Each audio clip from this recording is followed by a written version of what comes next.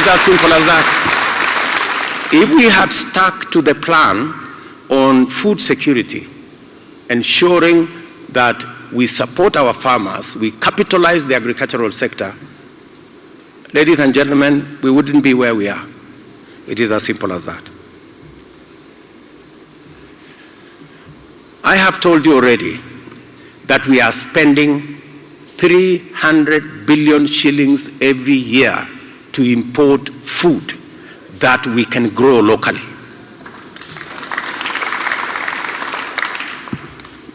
Let me give you an example. Edible oil alone, this year, we spent 90 billion. 90 billion this year to import edible oil, which we can get from soya, canola, simsim, palm oil. All these are not foreign crops. These are crops we can grow in Kenya.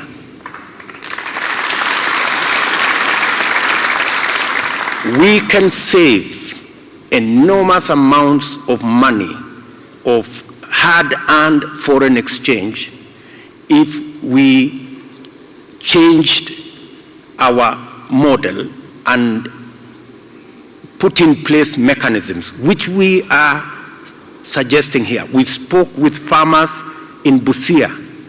We spoke with farmers in Kakamega. They told us they are ready to grow the oil crops. All they wanted is a sure market that if they grow, somebody will buy them. That's all they asked. That's all they asked. And for sure, if we are importing 90 billion, we can start there.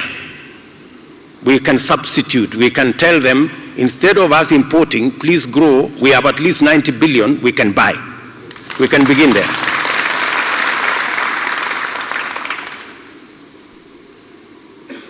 The same goes with rice. This year, we have imported 25 billion worth of rice. We can surely double our rice production in Kenya. It's possible. From where to Ahero and to all the other places, we can surely double our rice production, and we can reduce, we can actually grow. We are at the moment, I think, doing 18% production locally. We can do 50%. And if we did 50%, we would save 15 billion shillings of foreign exchange that we are using. And that 15 billion would go to our farmers and be in our economy. Agriculture, equally, will help us sort out the challenge of unemployment, investing in agriculture, because agriculture has the highest multiplier effect on employment creation, especially because investing in agriculture means the agrochemical factories are working, the fertilizer factories are working, the value addition further the road manufacturing is working, the agro-based industries are working, and therefore it has the highest multiplier effect in terms of creating jobs. So investing in agriculture is investing in jobs. And remember, we are trying to sort out three things. We are trying to sort out unemployment, we're trying to create jobs at any one time, we're trying to expand our tax revenue, our tax base, and we are trying to grow our export earnings, or at least save our foreign exchange. Let me also say, agriculture will also make many Kenyans, if we invest in agriculture, save on their incomes. Today, on average, every Kenyan spends 54% of their income on food, 54%. In fact, the poorer families are spending 60% of their income on food alone. And our statistics show that we spend 3 trillion shillings on food as a nation. Just imagine for a moment, if we saved just 10%, on food because we have improved our productivity. From 3 trillion, 10%, we would save 300 billion that would go somewhere else in our economy. So investing in agriculture has a bearing on what remains in your pocket. It's what remains in your pocket. Let me also say the following. Hunger is a big problem in Kenya. We have close to 2 million people who suffer hunger. Majority of them, for your information, are farmers. Majority of these 2 million people who are suffering hunger. It means they can't grow enough to eat. As Kenya Kwanza, we have worked out with our agroeconomists a package for these 2 million farmers. For us to give them inputs and make sure that they use the farm they are doing now and produce enough for them to eat and a surplus. We have a program for 5 years to invest 90 billion shillings. 30 billion shillings revolving fund and 12 billion shillings every year to support them on extension service and making sure they do the right thing.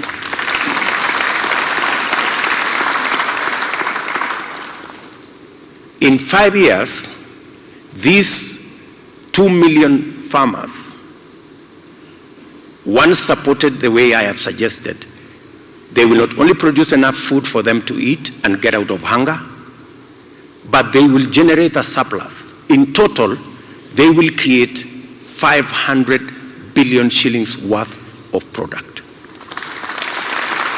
From 90 billion, they will create 500 billion. This is the 2 million our competitors want to put on handouts. Their handout program in 5 years will cost 720 billion with zero return. Our plan will cost 90 billion with 500 billion shillings return.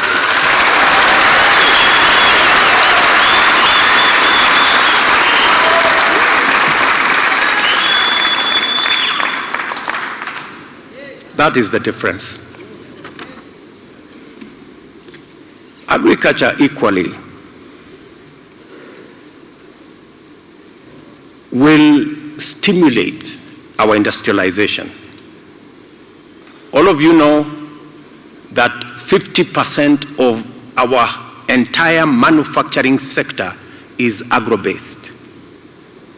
40% is food and beverage, and another 10% other non-food agricultural manufacturing. So, increasing the productivity of our agricultural sector naturally influences our manufacturing and industrialization program. So, what are we going to do as Kenya Kwanza? We are going to provide adequate, affordable working capital to all our farmers, either through their farmer organization groups or cooperatives or other farmer organizations, so that we can capitalize our agricultural sector, because the single most important impediment to the productivity of our agricultural sector is capital. Number two, farmers told us across the country that they needed to guarantee their returns. Every farmer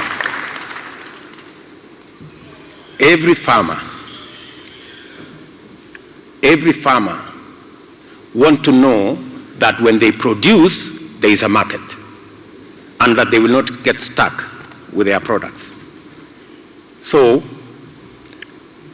that is where we want to go, to provide GMR, a guaranteed minimum return mechanism that is built around insurance, so that every farmer will know that when they produce, there will be a market and they will not lose. We will transform, of course, our 2 million resource-poor farmers to produce food surplus. We will reduce our dependency on basic food imports, especially edible oil and rice. Those are our 2 targets. And we will invest in the underperforming products, coffee, coffee, cashew nut, and of course invest in the emerging crops, macadamia, avocado, and the area of flowers, and the area of flowers and vegetables. And we will also move up the value chain. Our tea, we only value add 5% of our tea. Our strategy is to move value addition of our tea to 50% in the next 3 years.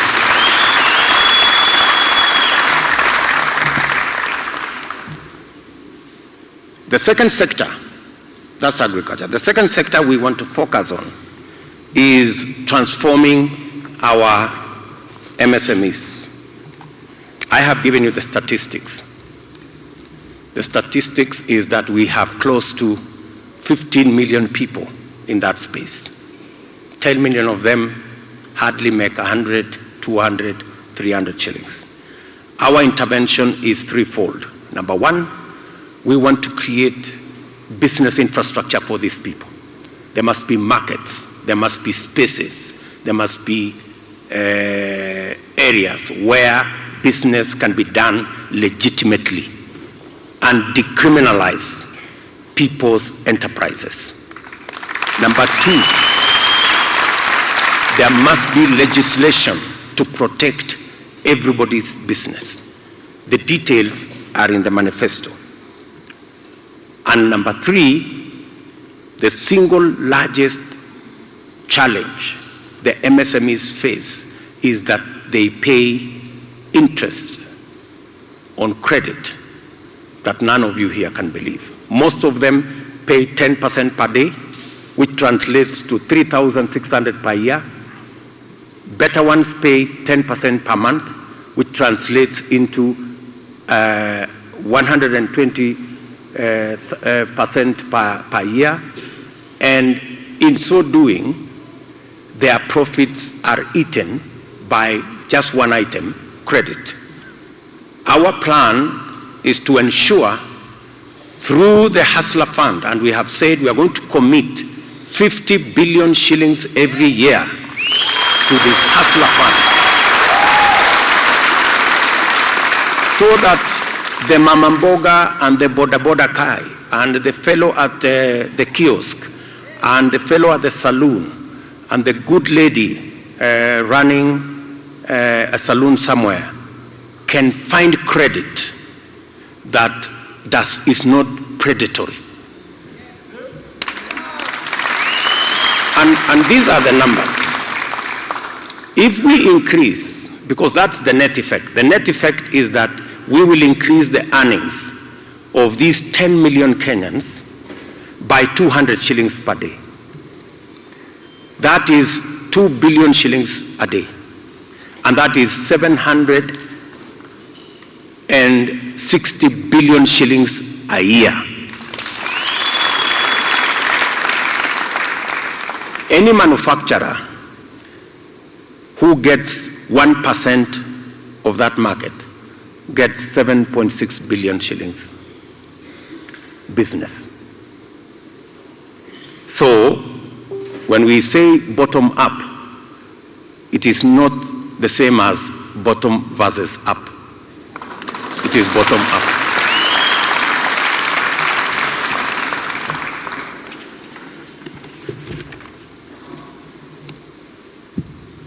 Let me go to the third subject of housing. Housing, ladies and gentlemen, we are short of 2 million houses as we speak. And every year, the requirement is to build 250,000 houses. We are only building 50,000 houses every year. And of the 50,000 houses, only 2% are low-cost houses. The rest are out of reach to most Kenyans. The challenge is that that problem is a moving target. Every year, 500,000 Kenyans join or go into cities and towns. The rate of urbanization is 4.4%. At the rate of 4.4%, every year, 500,000 Kenyans find themselves in urban settlements. And we already have a shortage of houses. So as Kenya Kwanza, we looked at the challenge and we decided to turn it into an opportunity. We've turned it into an opportunity to do several things. Number one, of course, to create jobs. Number two is to create affordable, low-cost houses. How are we going to do it? This is how we plan to do it. First, we need to face the challenge of land. The biggest cost that goes into housing is the cost of land. We decided that we are going to do public land, or we are going to get land that is not expensive, even if it is away from the city, and provide infrastructure to get people from where it is to the city. Number two, we are going to work with developers to structure low-cost financing. Today, many developers get loans at 14, 15, 20%. We want to structure a 3% to a maximum of 5% financing for low-cost housing. The third component is we want to engage modern technology of building. We do not have to use stones. We can employ new technologies that deliver for us cheaper houses.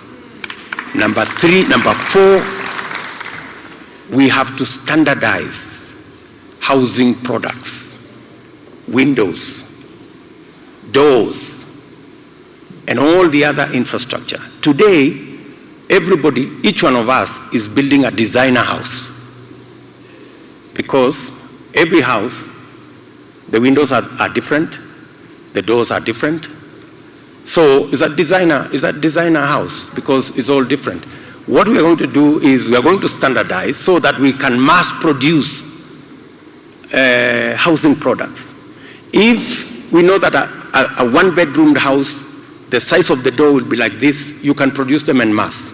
The size of the window will be like this, you can produce them en masse. And our Juakali sector can produce these housing products en masse. That brings down the cost by almost 30%, just by eliminating the designer structures of every house. Of course, we all know designer suits are more expensive than all the other suits, and that's what we are doing. And finally, we have to structure an off-take plan, low cost, long-term mortgage. Let me tell you, my regret is that we didn't implement this housing plan that was in the Big Four, because Our plan is to build 250 housing units every year, and our plan is to ensure that at least 50% of these houses are low-cost houses. We want to make it possible for a person who is paying 10,000 shillings today rent to still pay 10,000 for a 2-bedroomed house, and in 15, 20 years, the house belongs to them because they are paying mortgage.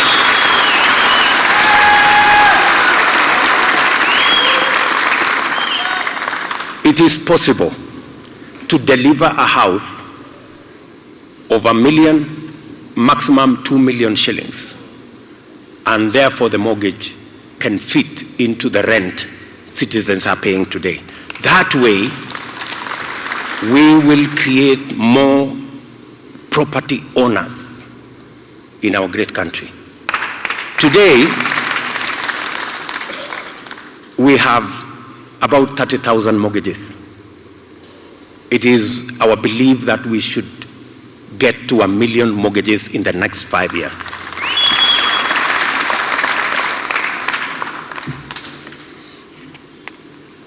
The fifth item that I want to go to is manufacturing. Manufacturing is the place we are not doing well. In the last 5 years, manufacturing as a contribution of our GDP has gone down from 9% to 7%, 9.3% to 7%. That reverse is not healthy for our country. The challenge with our manufacturing is that it has always focused on capital-intensive investment rather than labor-intensive outcomes. We are focused on 5 areas in our manufacturing plan. Leather, let me begin there. It's a very sad story, let me tell you, on leather. Kenya has the 3rd largest herd in the continent of Africa of cows, 3rd largest. Do you understand? We have close to 30 million livestock. We slaughter 3 million livestock every year. We can only use 10% of hides and skin, 10%. We were in Kajiado, we were in Wajir, and the citizens there were telling us, why are you allowing us to throw away our hides and skins? It's being eaten by dogs. Sometimes we have to bury it. Sometimes we have to dispose it. In fact, disposing it has become a challenge. Meanwhile, we are importing 20 million pairs of shoes every year made from leather products, made from skins and hides of other people's cows. We are burying our own leather. Other people, then we go to buy other people's. Today, the leather industry is 15 billion, right? Thereabout, 15 billion shilling industry. We can move it to 140 billion shilling industry. Today, the leather industry employs 10,000 in the formally and another 17,000. We can employ 120,000 Kenyans in the leather industry. I want you to listen to me carefully. I am not talking about us importing anything. We have the cows. We are slaughtering them anyway. The only problem is that we are not making use of the skin and hides. I don't want to say it's stupid. Yeah? I don't want to say that. But you see, that's where we are. So, what are we proposing as Kenya Kwanza? We're saying we will turn around the leather industry. We will invest. The reason why we took the SGR to Naivasha is because we thought we would use it to create a big industry out of the steam that is available readily there and out of the power that is readily available there. We will create a huge industry around the leather industry. Leather products, from shoes to bags to everything else that goes with leather, will be a big, and that does not require importing nothing. We have everything here. All we need to do is to leverage on technology and bring transfer of knowledge and skills, and we are good to go. Building products is another space that we have, especially if we are going to go to low-cost housing and implement our housing plan. The whole Juakali sector will be busy generating doors, generating windows, making sure that there are enough building material products in quarries and in all the other places. Pharmaceutical industry is another space. Our budget on health is 550 billion every year. Our expenditure, let me say, our total expenditure on health is 550 billion. 20% of that is pharmaceutical products and consumables. We are only producing 20%. It is possible for us to produce 100%. We have pharmaceutical companies here. Let me tell you the story. We have pharmaceutical companies here. They are producing at half the capacity.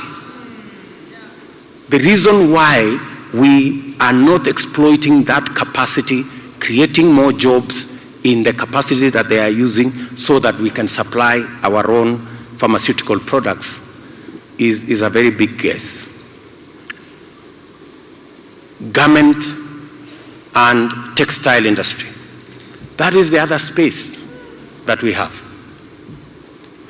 The garment industry today, we export $500 million, which is about 50 billion of garments outside the country. When we signed into AGOA, we were supposed to produce the cotton to provide the yarn and the fabric for this export. As of today, 40%, not 40%, actually 40 billion of yarn and fabric is being imported from Asia to come and at the EPZ. I was in Kilifi last week, and the people working at the EPZ were asking me, Mr. Deputy President, we are producing garments here that we are exporting to America. We can also produce garments that can be consumed, that can be sold in Kenya. They have the technology. So that is a space we want to focus on. The whole cotton value chain, from growing of cotton, and I want to give you the good news, we are going to start growing big BT cotton in Kenya. Yes. It has higher yields.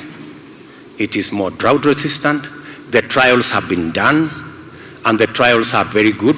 They are showing that we have very good productivity, and therefore, one more time, we will have our cotton industry up and running, and we can push that industry to another 100 billion shilling industry. I can say the same of edible oil. It's another value chain that can give us jobs. I can say the same of electric motorcycles and electric cars. That's another value chain we can develop here because we have the market for it here. We have a market of 200,000 border borders every year. That's a market we can supply from Kenya. Let me leave that there. We have huge space, good people, in manufacturing, and that is our focus. Number five, is the digital highway. We are saying it's time that we move into the digital space. That's where the whole world is going anyway. Most of our services are now on a digital platform. Very many investments are in that direction. What do we plan to do as Kenya Kwanza? We plan to do the following as Kenya Kwanza. Number one, we already have a 10,000 kilometer backbone, fiber optic backbone, that goes all the way to every sub-county. It already serves 60% of the population. Kenya Kwanza, we want to invest in what we called in electricity connection, the last mile. When we started the last mile on electricity in 2013, there were only 2.3 million connections. We now have 8.8 million connections to houses. What we will do with the internet and the digital highway is, in the next 5 years, we will extend the fiber by 100,000 kilometers. Let me repeat, so that you're clear. We will extend by 100,000 kilometers. How are we going to do it?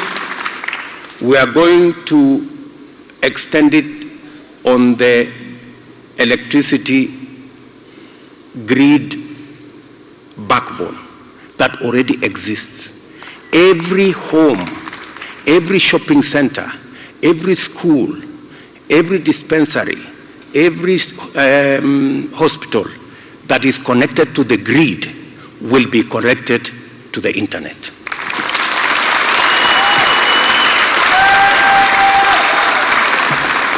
And in 5 years, we will close the digital gap, and every Kenyan will have access to the internet. The many young people who today are struggling with bundles,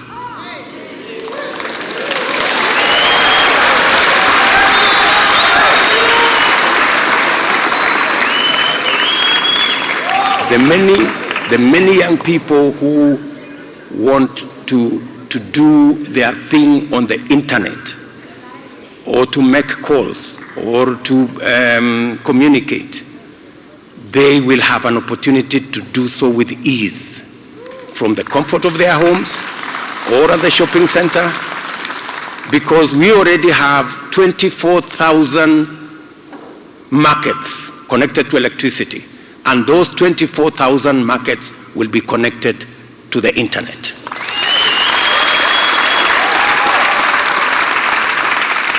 That will be the biggest revolution ever. We have the opportunity to create close to 5,000 new SMEs. Yes, sir. We have the opportunity to leverage on government delivery of government services. And we have the opportunity for online shopping and many other things that come with access to internet. And for your information, there is money to do it. We already have 15 billion shillings in the Universal Fund. So if we securitize the Universal, this whole program will cost about 40 billion. So if you have 15 billion, you can deliver the rest. It's as simple as that. There was a proposal by the Communication Authority to use the 15 billion to build a hotel. So I think deploying the last mile of the internet is more like it, because that is the core function of the Communication Authority.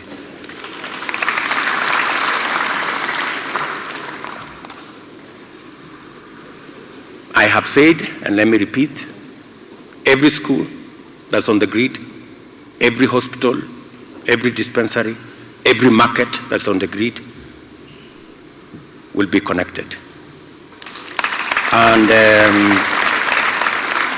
the creative potential of our young people. The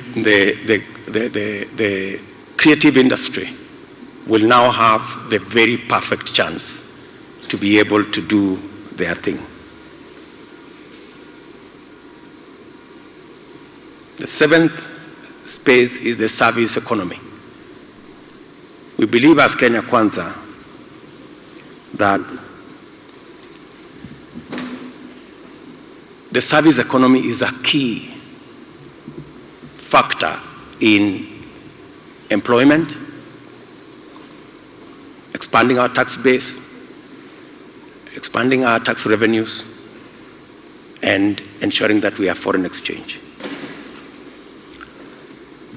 In that financial sector, we want to leverage on our SACCOs and cooperatives to deliver financial products, and especially credit, affordable credit, to the bottom of the pyramid. On top of the Hustler Fund, we're going to develop other packages that will make it possible for us to deliver financial products that create access to credit to the majority of people who do not have credit at the bottom of the pyramid. That way, we will expand their enterprises, and that way we will also make sure that they participate in job creation and in expanding our tax base. Under services, we also have tourism. Tourism, we are stuck at 2 million visitors for a very long time. We have to decide whether we want the sector to work for the few or to create jobs for the many. We just have to, if we continue, we have to diversify our tourism product. It cannot continue to be beach and wildlife. We have to do adventure. We have to do culture. We have to do many other areas. And we have to create the infrastructure for young people. We have to create infrastructure that is affordable, low-cost hotels, bed and breakfast facilities. We have to budget hotels. We cannot continue to sell the high-end products because it just satisfies a few people. In fact, we are so stuck there that today you have so many exclusive facilities. Some of the facilities you pay 500,000 shillings a night. How many people will pay 500,000 shillings a night with people? How are we going to grow our numbers? Thailand, let me give you an example. Thailand, a country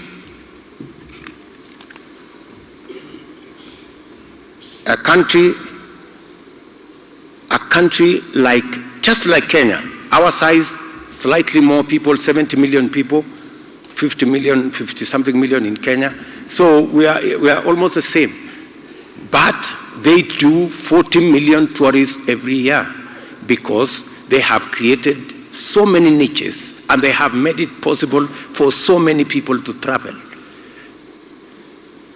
We can choose to continue our tourism to be high-end, and we will be stuck at 2 million. But if we took it to 20 million, we will have more people working in hotels. We will have more people helping with the transport. We will have. So, in fact, tourism is the ultimate trickle-down model that is causing a problem in our country. We just have to turn it the other way around. It cannot continue to be the way it is. It doesn't matter what you get out of 2 million people. It's not the same as if we had 10 million people coming to Kenya. If we had 10 million people coming to Kenya, as a factor, they say for every tourist employs 3 people. So the numbers will add up. So we just have to change the model and do a better package. I know players in the industry sector may have issues with that, but I think it's time. I think it's time. Finally, let me talk about aviation. And I'm going to single out the sugar industry, because that's where we have a huge crisis.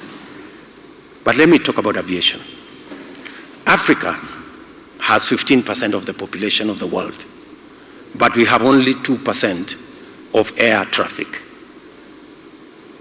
meaning that there is potential, there is huge potential for us in the air travel space. Kenya Airways was doing well up to a certain point. And I dare say that the problem with Kenya Airways and the financial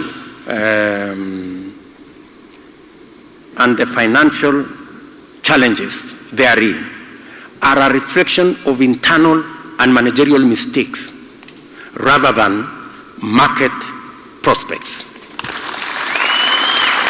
It is not the market. It cannot be the market.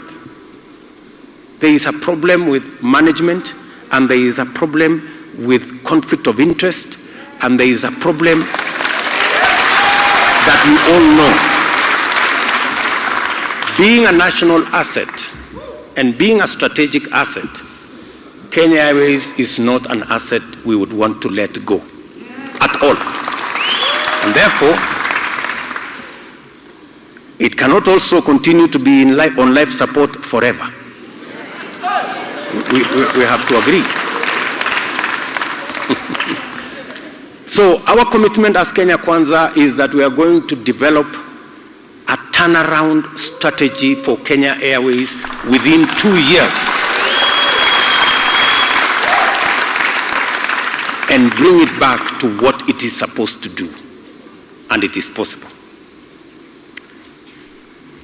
Our sugar industry, and I was in Mumias the other day, has suffered the brand of underinvestment.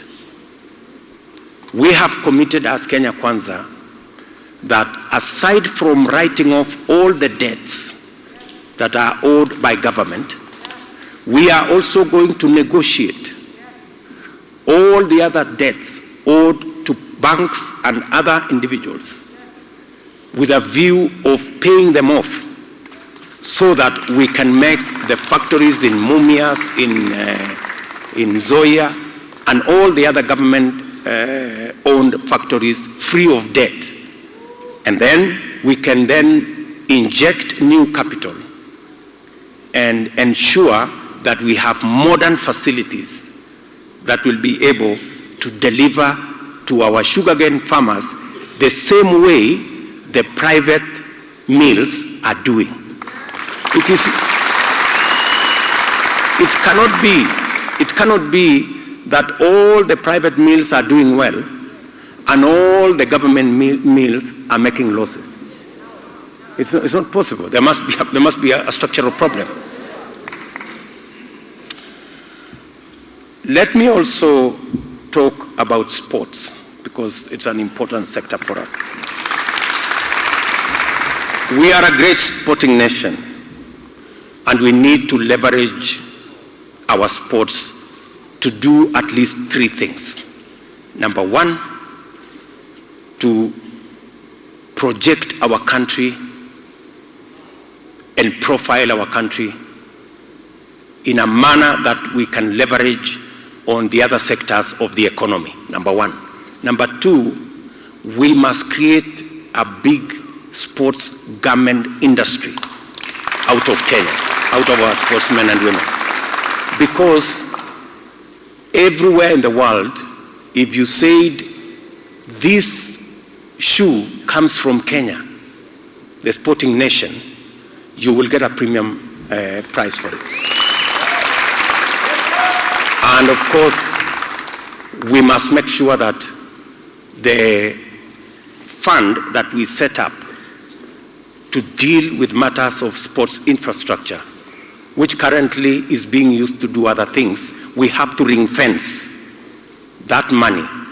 We collected, I think, 15 billion, but it was used to build hospitals instead of used to build sports infrastructure. All the resources coming from the fund must go to developing sports infrastructure. As I conclude, I want to talk about environment and climate change.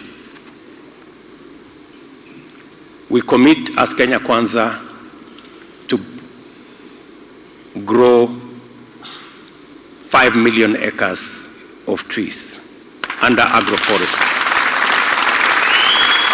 We also commit to build industry out of solid waste. And we are going to begin with Sakaja in Nairobi. We're going to begin with Sakaja in Nairobi. Solid waste, apart from being an environmental hazard, we can flip it and create jobs, industry, power, and many other products, building materials out of it. That will be our focus. Let me talk about 2 or 3 enablers. One of them is going to be healthcare. We have been on the campaign trail and we have committed to the people of Kenya that we will have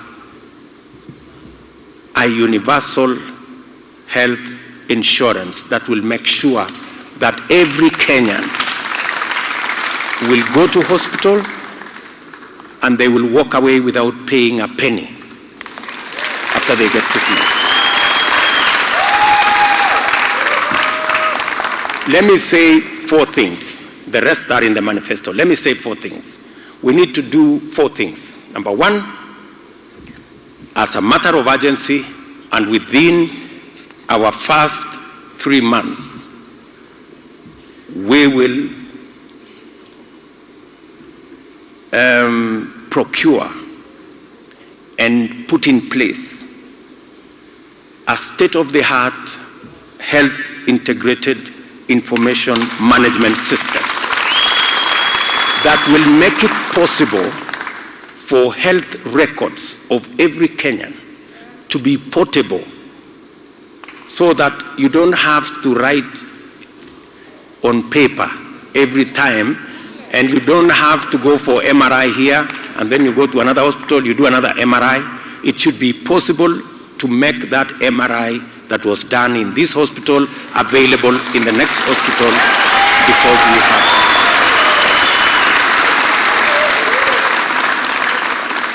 That will also assist us in making sure that we have information on the health of our country and how many people are in what category and what do we need to do, and even what kind of drugs we need to keep on our shelves. Secondly, we are going to sort out and establish a stakeholder-managed national procurement scheme for drugs to leverage on bulk purchase and also to bring transparency and accountability in public procurement of drugs to eliminate the KEMSA scandals.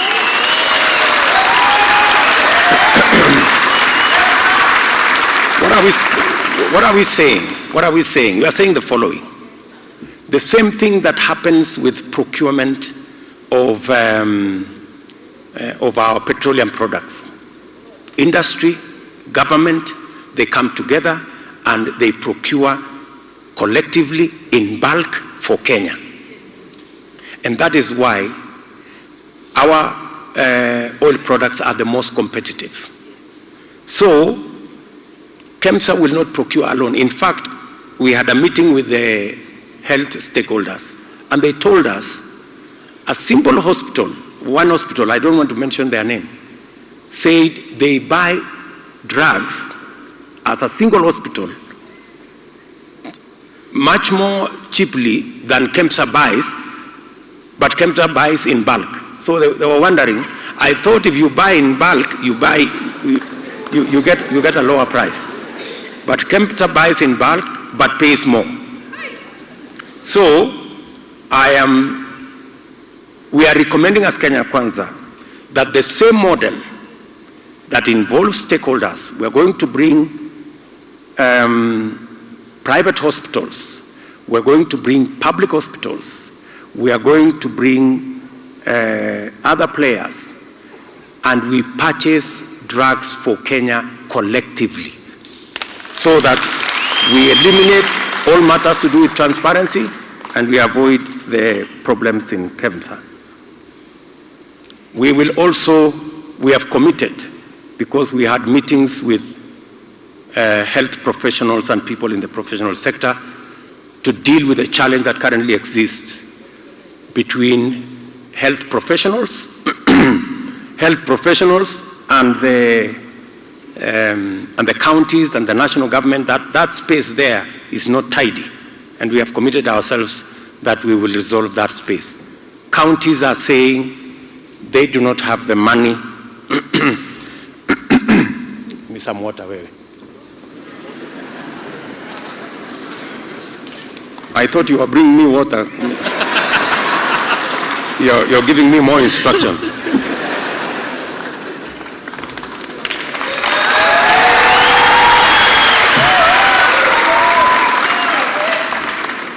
Thank you very much. And thirdly, we have worked with health professionals, and our information is that we will redesign the National Hospital Insurance Fund to make it trustworthy, to deliver on its mandate. And our analysis shows that a contribution structure where the lowest now is contributing 500. The lowest in our structure will contribute not 500 but 300. And the highest will contribute 3,000. That structure of contribution will fund everybody's requirements, and there will be no out of pocket.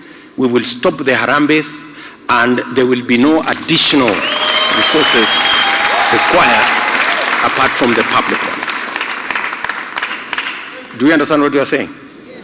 So the highest paying, like yours truly, will now move from 1,700 to 3,000. And the lowest will go down from 500 to 300. So that we can, that continuum, our estimate is that we will get a product that covers the 550 billion shillings we need to take care of our health requirements annually. Another enabler, of course, is education. You agree with me that education is in a crisis. Education, especially higher education, is in a crisis. Most of our universities are struggling. In fact, most of our universities only get maybe 50%, maybe 55% of the money they require to be able to run the programs they run. And as a result, universities have 65 billion shilling debt to NHIF, to NSSF, to pay as you earn. So, in fact, the Auditor General said the other day, all our universities are technically insolvent. That's the sorry state of our universities. So, we have to rethink what we are doing with our higher education. The proposal we are making as Kenya Kwanza is that we are going to merge the Higher Education Loans Board, the University Funding Board, and the TVET Funding Board into one unit. And this unit will be responsible for scholarships, it will be responsible for funding, and it will assess all students. Today, there are students who don't need scholarship, but they are given scholarship. So there will be assessment so that we can close the gap. And it should be possible for us as government to also know what are the skills. Sometimes we are training people in fields that we already have a surplus. We should be able to say as a government, if it is this field, we have a surplus, we cannot fund. Let us fund the fields that we have shortages so that we can close the gaps and be able to drive our Vision 2030 the way it is. So we are going to call this organization the National Skills and Funding Council, so that it looks at the skills and it funds the skills that are necessary for the trajectory we are going into. And then finally, we will complete the construction of the 52 TVET institutions that are not yet constructed. We have 52 constituencies that do not have. We have 250 wards that do not have a vocational training center. We will do those. We will construct those also. And then we will also close the gap on teachers in our schools. We have a gap of 116,000 teachers. We have undertaken as Kenya Kwanza that we are going to hire the 116,000 teachers in 2 tranches. 50% year 1, 50% year 2. We have also undertaken that to lower the cost of education, we are going to have a special tariff for utilities, for power, for water, for internet to our learning institutions. We are going to have a special tariff. We have also said that the current program on school feeding of 2 million school-going children, we are going to expand it. And we have agreed that we are going to work with counties. We are going to double to 4 million as national government. And every county that want to match, we are going to assist them to match a shilling for a shilling so that we can move the number of our children who have food in school to 8 million. That's our target. Statistics are very clear. We have close to 200,000 kids who are not in school, and the only reason they are not in school is that there is no food. And statistics has shown that if there is a school feeding program, the attendance and the performance is enhanced.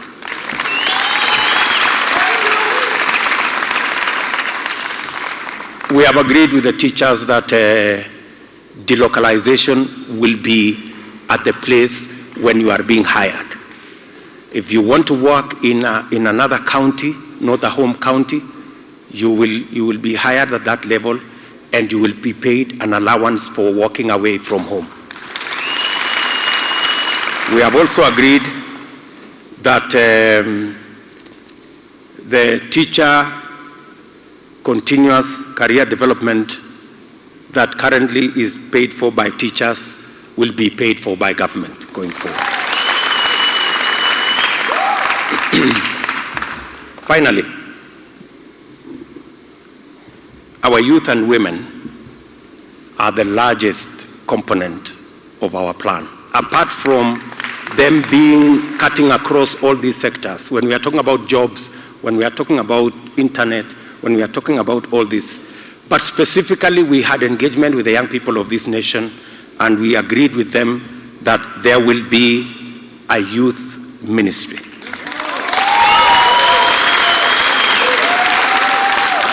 We also agreed with them that we will have a special advisor at the presidency sitting in cabinet to ensure that all government programs and ministries are youth friendly.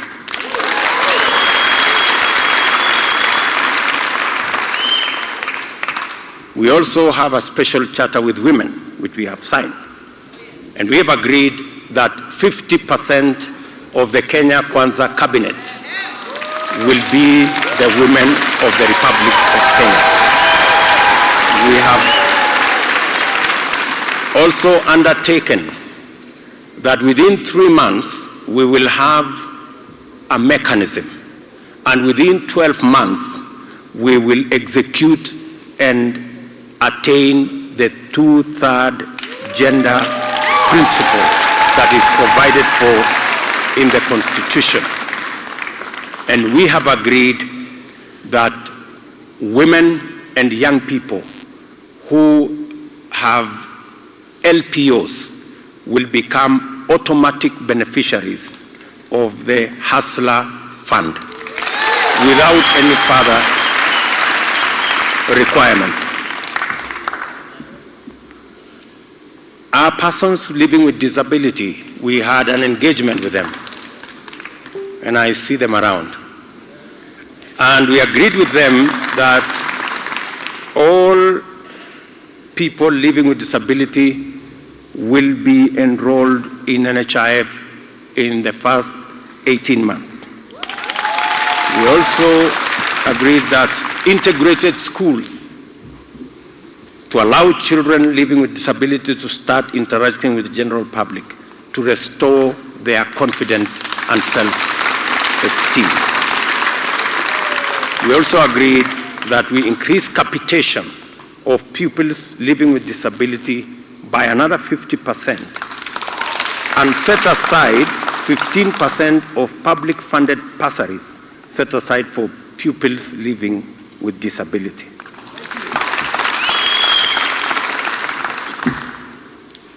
Let me also, we will continue the program we have on roads, complete first all the stalled road projects, and reassess in accordance with the proposals that were made to us in the county forums. In the county forums, several roads were suggested that would make the economies of those counties work better. We will work with the counties and the county priority roads so that we can go into the future with the road infrastructure that is there. And then finally, I will go to governance.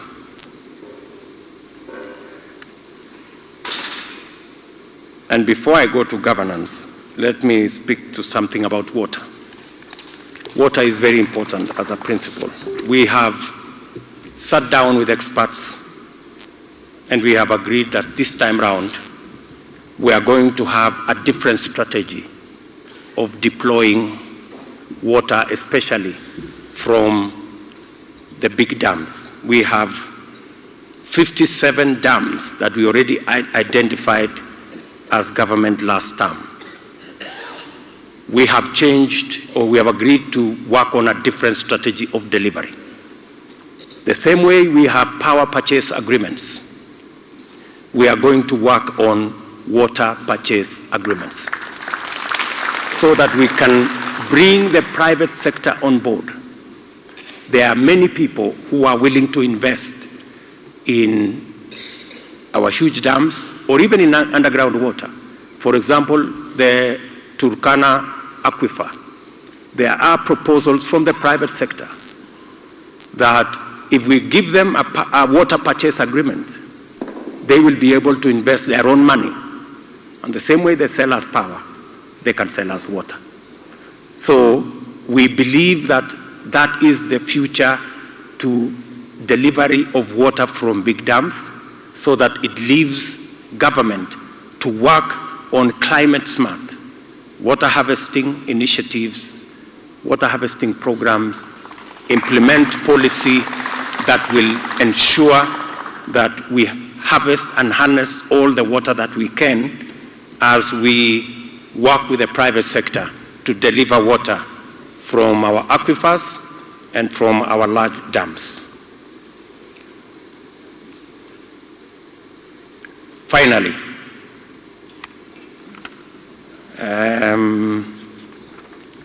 let me,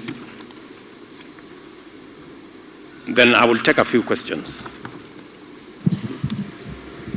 Let me go finally to governance. We are the team that will complete the implementation of the 2010 Constitution. We believe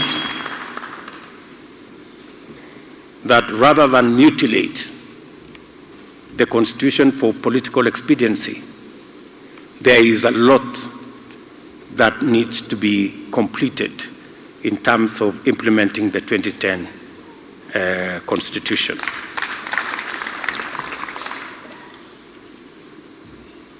Kenya Kwanza will end political weaponization of state institutions.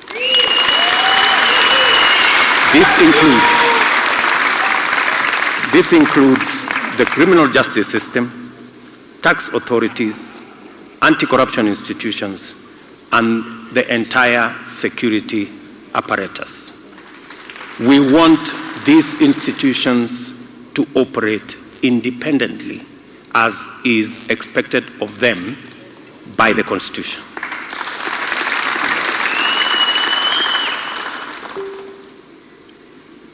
In our first 100 days, we will implement the constitutional requirement of a police service commission to have its own budget and its own accounting officer. We do not believe that the police should be begging for money from the office of the president. The police should run its own independent budget with its own accounting officer.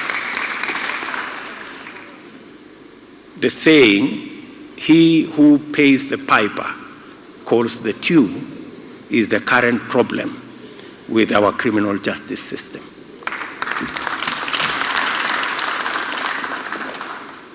We are also going to operationalize on our first day in office the Judiciary Fund, and as established by the Constitution. We believe the judiciary must be independent, operationally, constitutionally, and financially. The 2.5% of the budget required to run the judiciary will be made available to the judiciary so that the judiciary can run its course, deliver justice, and do so in a timely manner.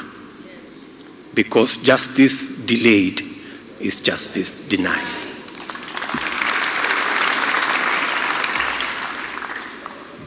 Kenya Kwanza will end all unauthorized evictions and property demolitions.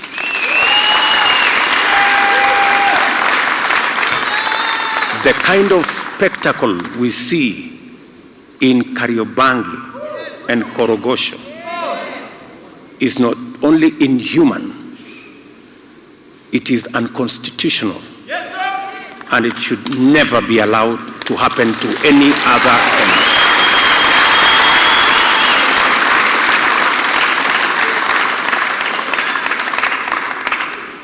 Kenya Kwanza will end ethnic profiling in the issuance of identity documents.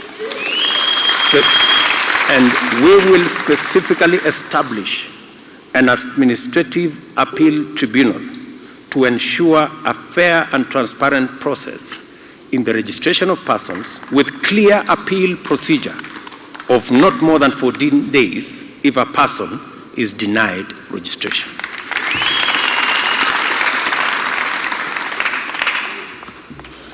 Of course, we will appoint all the judges nominated by the Judicial Service Commission to the Court of Appeal.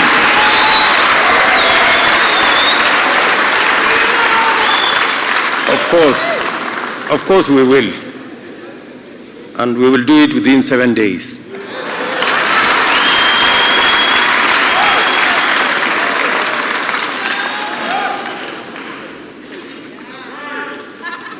Kenya Kwanza will ensure that we respect, we protect, and defend freedom of worship.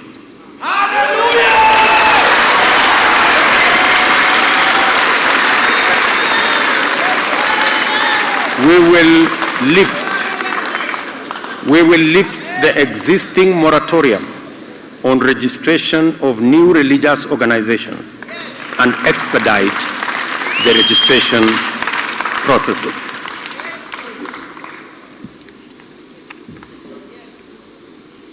We will complete the transfer of all functions constitutionally earmarked as devolved functions to counties within 3 months. And we will strengthen the intergovernmental institutions of Council of Governors, IBEC, the summit, and make sure that they meet regularly. We will, of course, respect the devolved system of government and review the formula for sharing national resources between the two levels of government and allocation of the revenue by either level of government to take into consideration population and other factors provided for under the law. On public service and our security services, we will ensure that there is a contributory benevolent fund for families of fallen and terminally ill officers, including mental illness. We will harmonize affordable housing mortgages similar to that of the judiciary and parliament to be available for our public service and the police. We will ensure that there is horizontal transfer options for people in service with the rest of the public service. It should be able to transfer your services between the police, public service, the civil service, so long as they are the same cadres. We'll ensure that there is an insurance cover for loss of life while on duty for all police officers, similar to that of the military.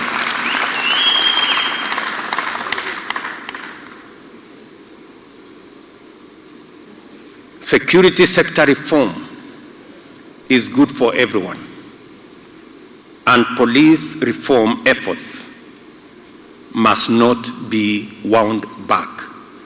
Therefore, we will ensure that within the first 100 days, the Kenya Kwanza administration will commission a review that will consider improvement of remuneration and terms of service for all officers in the security sector to be commensurate with the current cost of living. And finally, we will deploy robust, creative, and engaging foreign exchange policy to raise Kenya's profile as a regional anchor state and amplify our partnership with the rest of the world, including Africa, USA, China, Europe, United Kingdom, India, among other partners.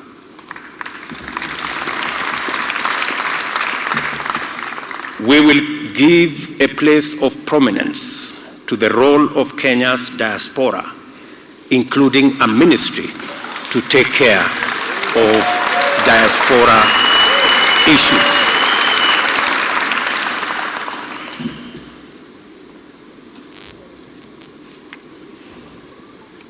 Kenyans are rightfully skeptical of lofty promises and seemingly well-crafted plans that never get implemented.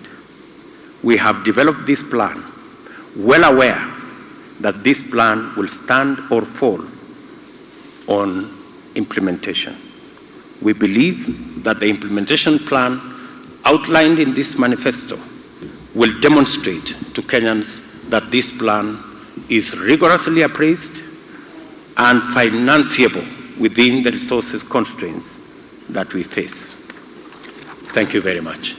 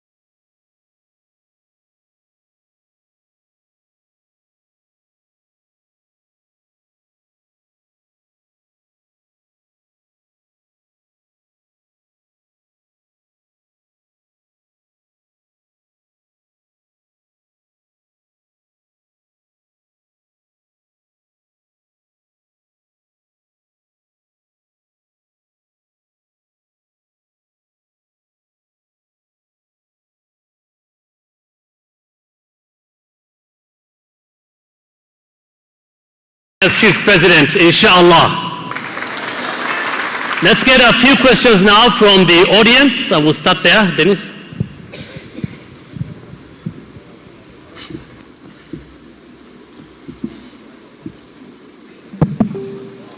All right. Thank you very much, Your Excellency.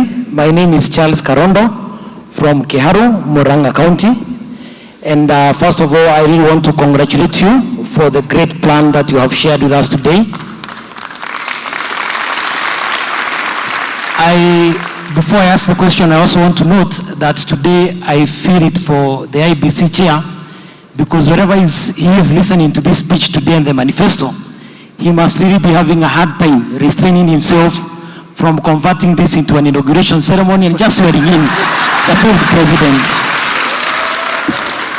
Now, Your Excellency, my question goes on the issue of health. I have heard you mention in the plan something to do with Harambes.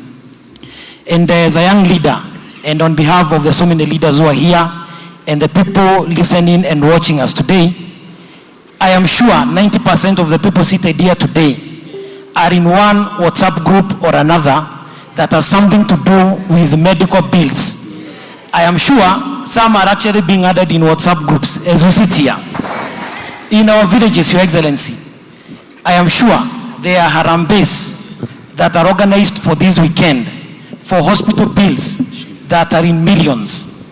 Also, Your Excellency, we have so many people who are missing the basic right of mourning their deceased ones because they are struggling with hospital bills, bodies of their deceased ones being held in hospitals for months, some even for close to 1 year.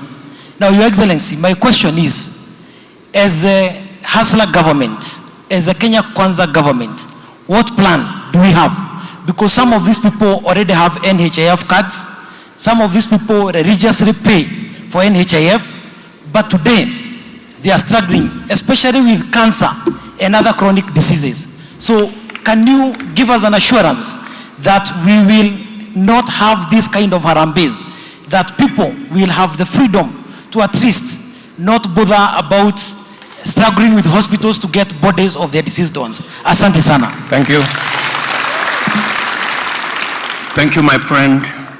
Precisely the reason why we are discussing this matter. If NHIF was working, we wouldn't be having a discussion about this. We are having this discussion because NHIF, as it is not working.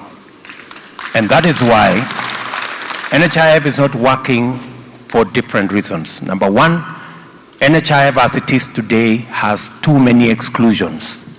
They will tell you if you are suffering from cancer, you are excluded. If you are suffering from hypertension, you are excluded. If you are suffering from a terminal disease, you are excluded. Those are the exclusions we want to get rid of in our new plan. So that when you have the NHIF card, and for your information, it will be we have organized it in 3 layers. The primary service, which will be in up to level 3 hospital, will be paid for fully by public resources. We've also made sure that we turn it around. Today, many people before even any diagnosis, they go to a level 4 hospital.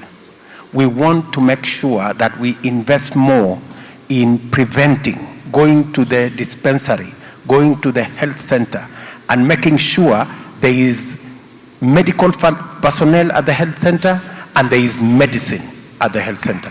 The reason why people do not go to the health centers, and in fact, there is congestion in level 4 hospitals, is because there are no personnel in the dispensary. There is no medicine in dispensary. We want to make sure under this plan, and that is why we are saying we are going to have an integrated health management system that makes sure that every dispensary and every health center not only has staff, but also has medicine. If we did that, we would remove the congestion in Kenyatta National Hospital, because people with flu are now going to Kenyatta Hospital.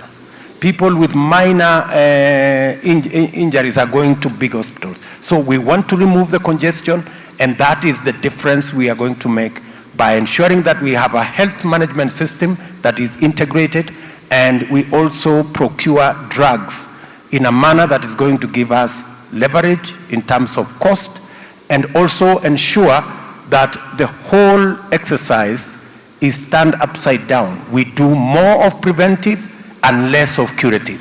At the moment, we are doing more curative and less preventive. And it's because of the structure of the current health provision system. Are we together? Thank you. Thank you, Your Excellency. We have another question from that side. Okay, go ahead. Your Excellency, my name is Njokiwa Madira. I come from Madira constituency. I'm also a university student at JKUAT. So the digital era has transitioned our physical classes into online classes. Correct.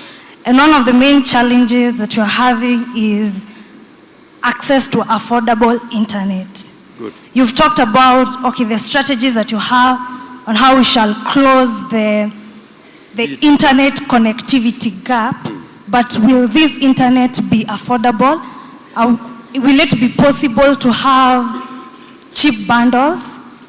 Then another question is on government websites.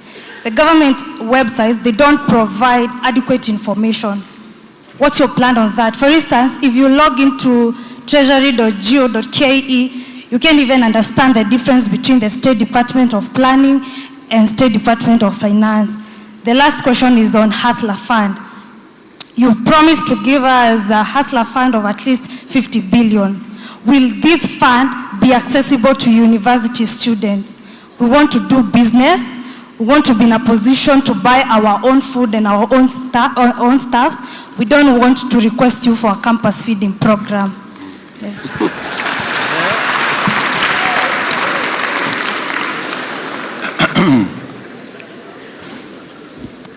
First of all, we will make sure under the program we have on the merger, we'll make sure that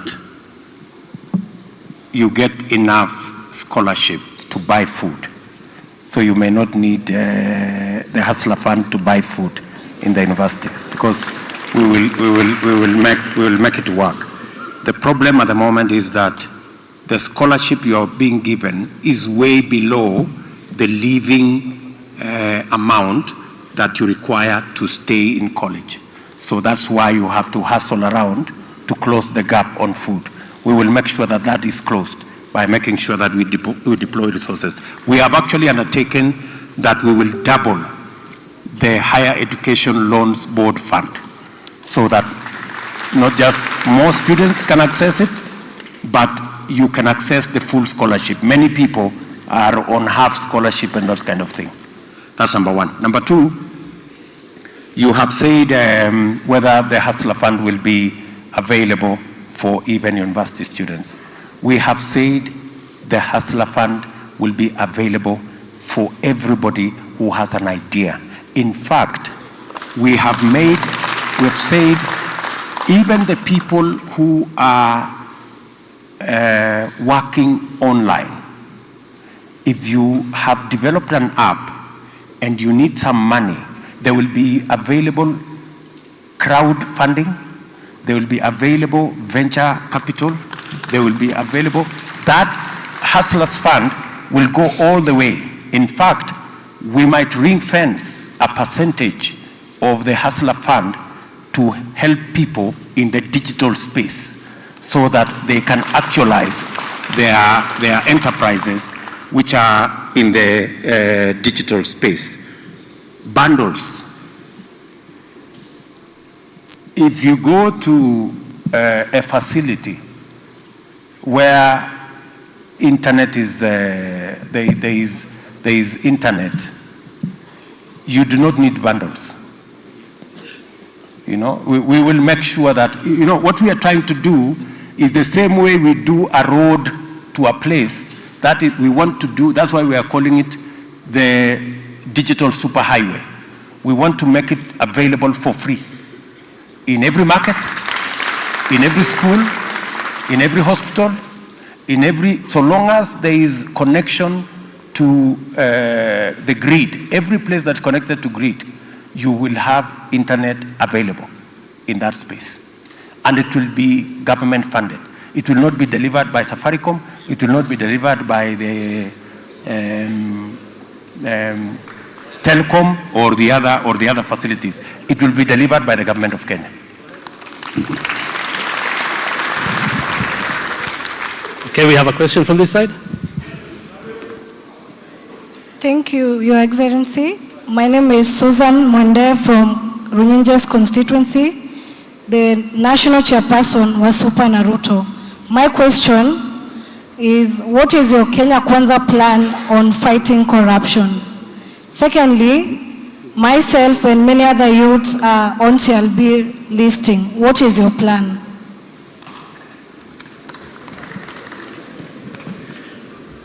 You have heard me, my dear, loud and clear. We have said, as Kenya Kwanza, our strategy on fighting corruption is in depoliticizing and removing the weaponization of our criminal justice system. And instead, building those institutions, the capacity of those institutions, whether it is the DCI, whether it's the EACC, whether it's the entire police force, we want them to have an independent budget. We want them to control their budget the way they know how. We want them to investigate every incident without hindrance and without looking back and without anybody, telling them that if they go this way, they will not get funding. That is why we are removing,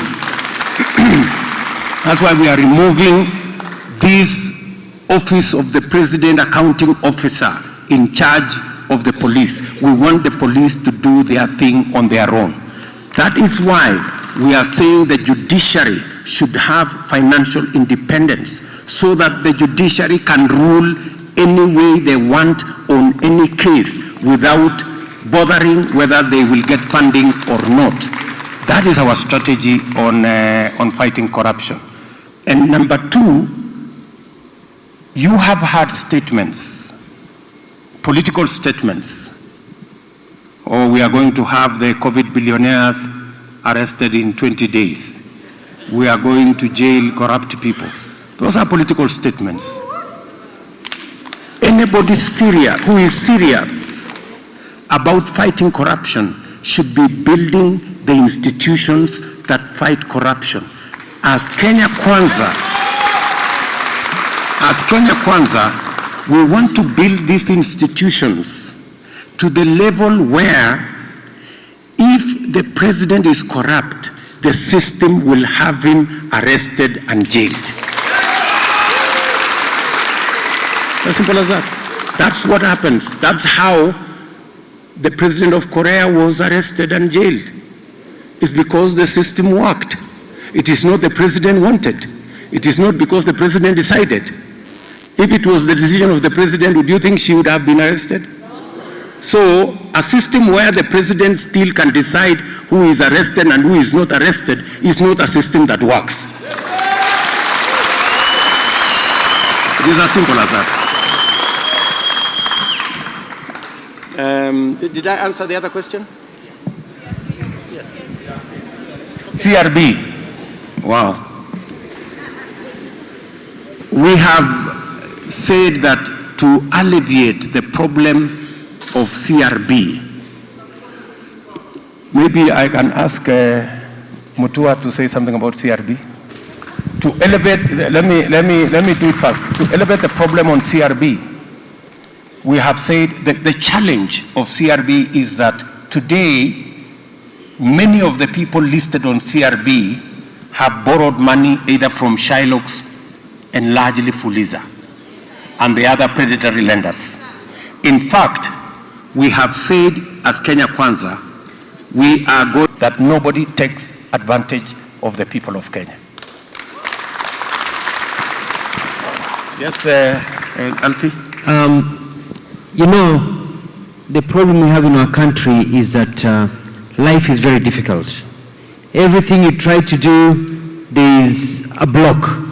Somebody is always blocking you. There are documents to be filled. You cannot be able to get access to the youth fund. When you're going to fill youth fund documents, it's like filling out, even somebody with a PhD finds it very difficult to fill those documents. It's difficult. When you're going to get passports or other documents, it's difficult. Life in Kenya becomes very difficult. So one of the things that Kenya Kwanza wants to do is to make life simple. When you make life simple, when you know you can access a youth fund, when you have other access of finance, then you do not find yourself in the quagmire of the CRB. And then also, we need to be in a country that is also realistic. When people get into business, especially young people, yes, they're going to default. There are going to be problems and a few problems. I have met people in Machakos and other places. People are just trying to be shoe shiners already in CRB. People are suffering. Watu, hakuna mtu yuko na simu moja siku hizi, kila mtu ana simu tatu. Anakuambia tuma kwa hii, usitume kwa hii, because it's all about Fuliza. So as Kenya Kwanza, and we've had the manifesto, it's about, as we lower the cost of living, we want to make the life of Kenyans bearable. You want to be able to wake up in the morning, go out, do your thing, work hard, and you will get a return at the end of the day, and unaweza jienjoy. And that's where it comes down to. So hii shida ndogo ya CRB, hiyo itaenda wakati Kenya Kwanza itakuwa kwa ofisi. Thank you very much. Okay, we have another question from this side. Good evening, everyone. Your Excellency, the Fifth, good evening. Good evening, sir. My name is Senator Ambrose Lasoi from Nakuru, and I am the Kenya Kwanza PWD Aspirants Chair. I have a question, and I'll take you back to higher educational loan boards. I want to know the plan of Kenya Kwanza on the repayment of help, especially to scholars who don't have anything and they want to pursue their second level of their studies. And on this case, Your Excellency, we have persons with disabilities who want to continue with their education, especially on master's program. And I want to take that case on my example. I went to KU some 3 years ago, wanted to take my master's program, but they didn't offer me. But they directed me that the only program I was supposed to take on an outside country, that is Liverpool University, and they admitted me there. I have deferred 3 times. I cannot access help loan, I cannot access CDF, I cannot access any other scholarship. Why? Because the program is for persons who live with visual impairment or blind. I want to know, what is your plan as Kenya Kwanza to help persons with disabilities who don't have their programs in Kenya universities and maybe in the other outside countries? Thank you. And how are you going to pay the debts? Thank you. First, we have, sorry, we have, as Kenya Kwanza, we have said, one, we are going to double the allocation to Higher Education Loans Board to remove the constraint of them trying to allocate scholarships. The constraint was how much money they had. With the increased allocation to Higher Education Loans Board, I am sure they might consider your application this time favorably. We have also undertaken as Kenya Kwanza that the interest charged on higher education loans will be waived. There will be no more interest paid. It is said that currently you have to pay 4%. We have said that 4% will be waived. The Higher Education Loans Board will be, loans will be interest free.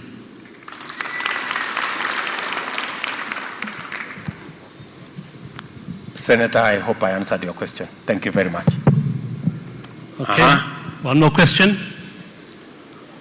Your Excellency, my name is Lemayan. My name is Lemayan from Baringo South, Ilchams community. My question is, I have two questions. One, what is the place of the minorities in your government? Having in mind, where I come from, Ilchams community go towards in a county, but the number of times I've seen my governor launch projects there cannot be mentioned before this platform. Number two, what is your plan to pay the national debt when you take over that keeps rising? Thank you and may God bless you. Thank you very much. On the issue of minorities, I think I will ask my good brother Moses Wetangula to say something on the minorities. And on the issue of debt, I'm going to say something and then I'm going to ask my good brother Musalia, who is a guru in that space, to tell us the how. Thank you. Thank you, Your Excellency. First, I must salute you for your superb delivery this evening. I think it's succinctly clear.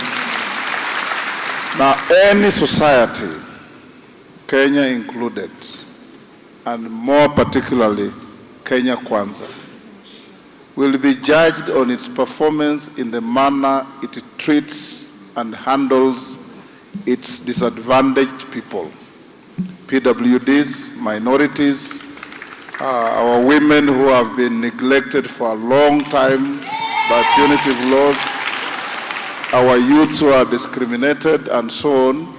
So Kenya Kwanza will have a deliberate, positive, affirmative action in every respect to ensure that those who have been left behind because of historical prejudices and injustices are lifted to a level where they feel proud being Kenyans. Whether you are an Ilchamus or James or whatever, in many places we come from counties where we have minority communities, either the migrant minorities or the minorities because their numbers don't match with the majority communities. We have enough law, we have enough provisions in the Constitution, and what has been lacking is the will to enforce and implement the law. Kenya Kwanza will have zero tolerance to discrimination of whatever form, in whatever manner, against anybody. And that is what we will do. Thank you. Thank you very much. On the subject of debt, you remember I said here we are 9 trillion shillings in debt. Our repayment this year is going to be more than 1 trillion shillings. And that's not a small matter. In fact, if we don't check on debt, shortly we will just be budgeting to pay debt. And that's it. So, as Kenya Kwanza, the plan we have here, you heard me specifically say 3 things. Create jobs or employment, expand the tax base, and grow tax revenue. That is the strategy of our plan. As we grow our agricultural sector, we are focused on growing revenue, tax revenue. We are actually focused on expanding the tax base. The 10 million people, we want to enable them to do business. Our idea is we want them to have money in their pockets so that they can buy goods and we can be able to get tax revenue. The strategy on digitization is to increase traffic in business so that we can get revenue. The strategy on manufacturing is so that we can do jobs, we can expand the tax base, and we can also increase tax revenue. So the whole strategy we have made here is supposed to increase our tax revenue. And finally, as Kenya Kwanza, and you have asked a very important question, we are targeting how we are going to get a quick return on the investments we are going to make. That's why I told you earlier, we are investing in agriculture because we know in 6 months, in 1 year, we will get a return from it, which means we can be able to invest elsewhere and pay our taxes and pay our debts. And finally, in the body of our manifesto, we have a strategy on how to take our tax revenue from 1.8 trillion to 3 trillion. Let me tell you how. At the moment, for example, we are collecting 52% of collectible VAT at the moment. In other words, we are collecting 3.6% of our GDP from VAT. We want to double that. How are we going to double? By collecting every collectible VAT. How are we going to do it? Rwanda, 5 years ago, went the digital way to digitize all their payments. They were at 4%, collecting VAT as a percentage of their GDP. They are now collecting 8%. South Africa is collecting 11%. Kenya is collecting 3.6%. So we will embark on a computerization and digitization process that currently cannot happen because of conflict of interest. It cannot happen today because there are people in big places who do not want to pay tax. They want to keep exempting themselves from paying this tax and paying that tax and paying the other tax. So our position as Kenya Kwanza is that we are going to digitize especially the collection of VAT and the whole space of our economy. By so doing, I promise you, we will collect another 450 billion that today we are not collecting. And if we collect another 450 billion, we will again collect another 150 billion that we are not collecting on corporate tax. So we can easily, just by doing computerization, we can move our tax revenues. And I want to commit to the people of Kenya that in 3 years, we should be at 3 trillion President Mwai Kibaki showed us that it is possible by closing loopholes to be able to drive your revenue collection. He did it fourfold, almost fivefold. We can double, at the very least, revenue in 5 years.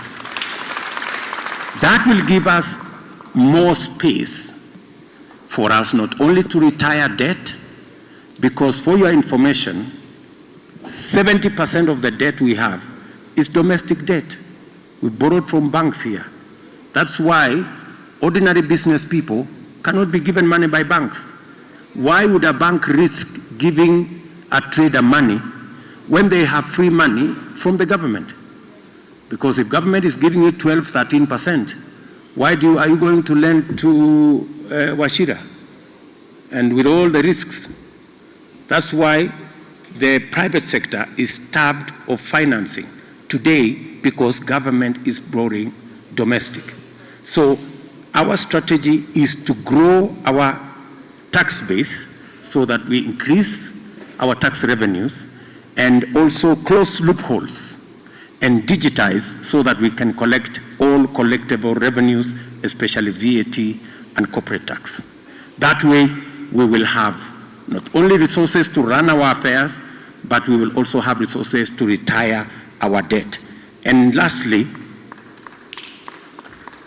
as I said here, we are already in a hole.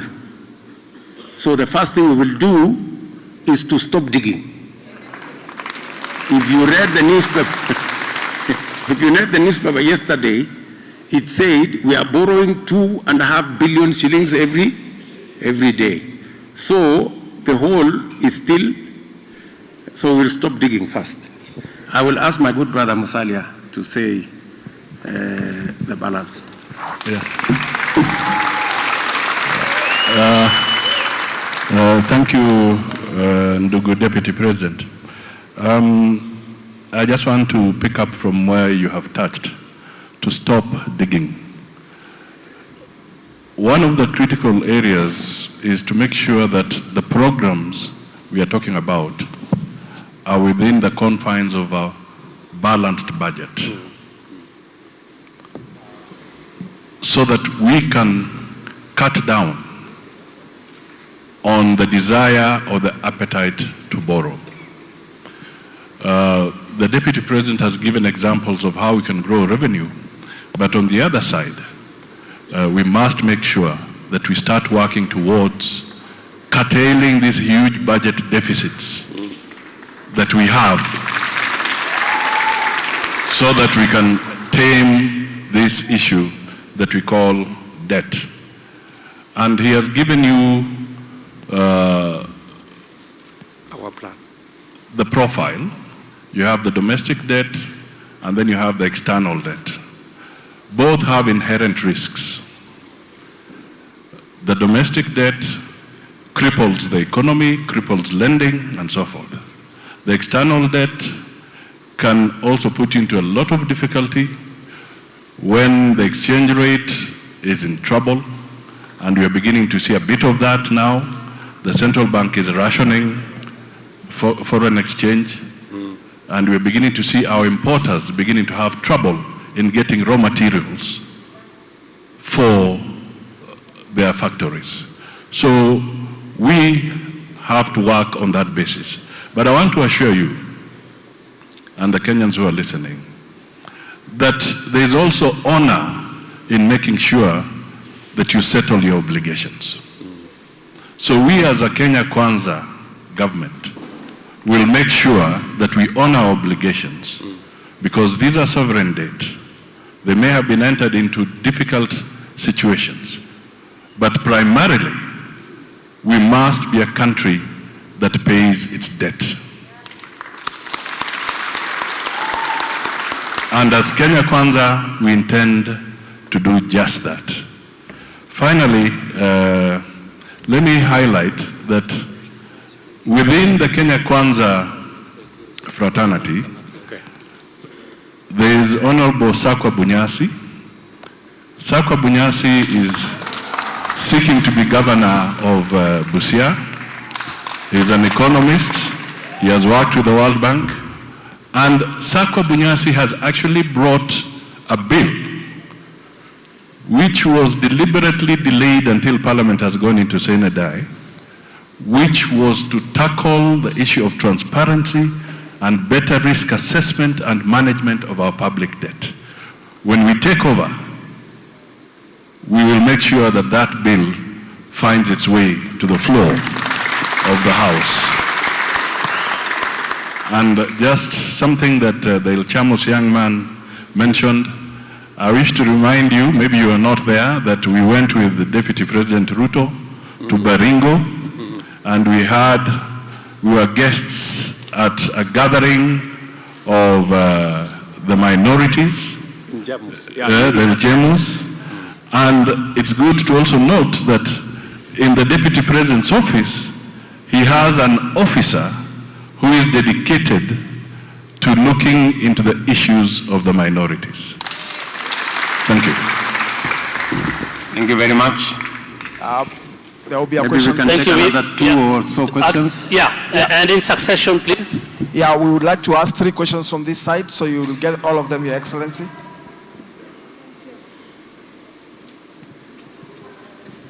Thank you very much, Your Excellency. My name is Jane Putunoi from Laikipia County.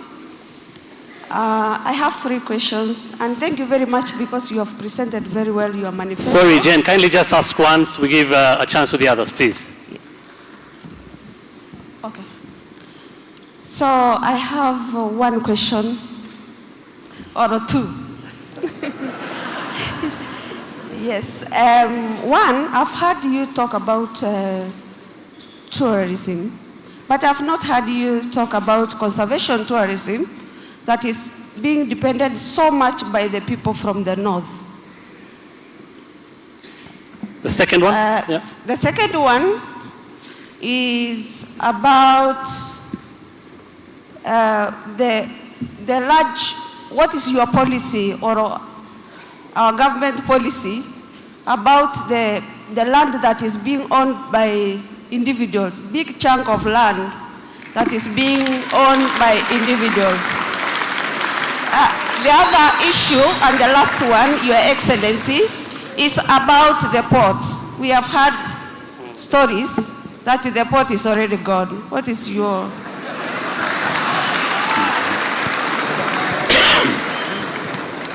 Excellency, just before you answer, please take this. I'm Kellen Karemi from Meru County, and my question was to our 5th president. What's your plan to separate the powers between the 3 bodies, the parliament, judiciary, and executive? Another, it's a request, Mr. President, for now I can call you Mr. President, about mental health. You see, in our forces, police are killing others, and even in our home stand, there are so many homicides. I would request that all institutions, when you take this government, that you employ at least 5 psychologists in all institutions, schools, colleges, and police, maybe forces, at least to help them to have coping skills for mental health issues. Thank you. And finally, from this side. Thank you very much. Good evening, all of you. I really appreciate how our 5th president has paraphrased everything. My question is on, you are in Mandera the last 2 weeks, and there is a question we also ask you on matters of security. It's like extrajudicial killing. That was the agenda we have talked about the whole night, and you are aware. And one as Kenya Kwanza, I am also a candidate, MP candidate Mandera West, but when I go back, my people will ask me on matters of security that was discussed on national TV. So I need to make it clear so that my people will understand these things on air, that matters of extrajudicial killing, where our people, where our people just disappear within an air, We cannot find our colleagues for the last several years. And in the end, we found them in forest and other places. So I want to ask, what is our question? The other issue on the Hustler Fund, please, Hustler Fund on 50 billion. My people would like to benefit on that fund. And of course, what is as Muslims or as our religion, we are not allowed to take interest. Is it a free interest or is there interest in that billion? Thank you. Thank you very much. We will make the Hustler Fund Sharia compliant. So you don't have to worry about that.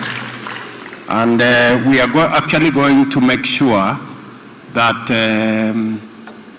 it is devolved and it will be operationalized at every ward. It will not even be at the county. It will not be at the constituency. The Hustler Fund operating unit will be at the ward so that many people can have access to it. So your people, your great people will have access. I know you are worried about your people. So let me ask JB Muturi to tell us about the separation of powers. Somebody has asked here about the issue of the legislature and how we are going to work around that. I will ask Rigathi Gachagua to tell us something to answer the question on the police and homicides and that kind of thing and what needs to be done.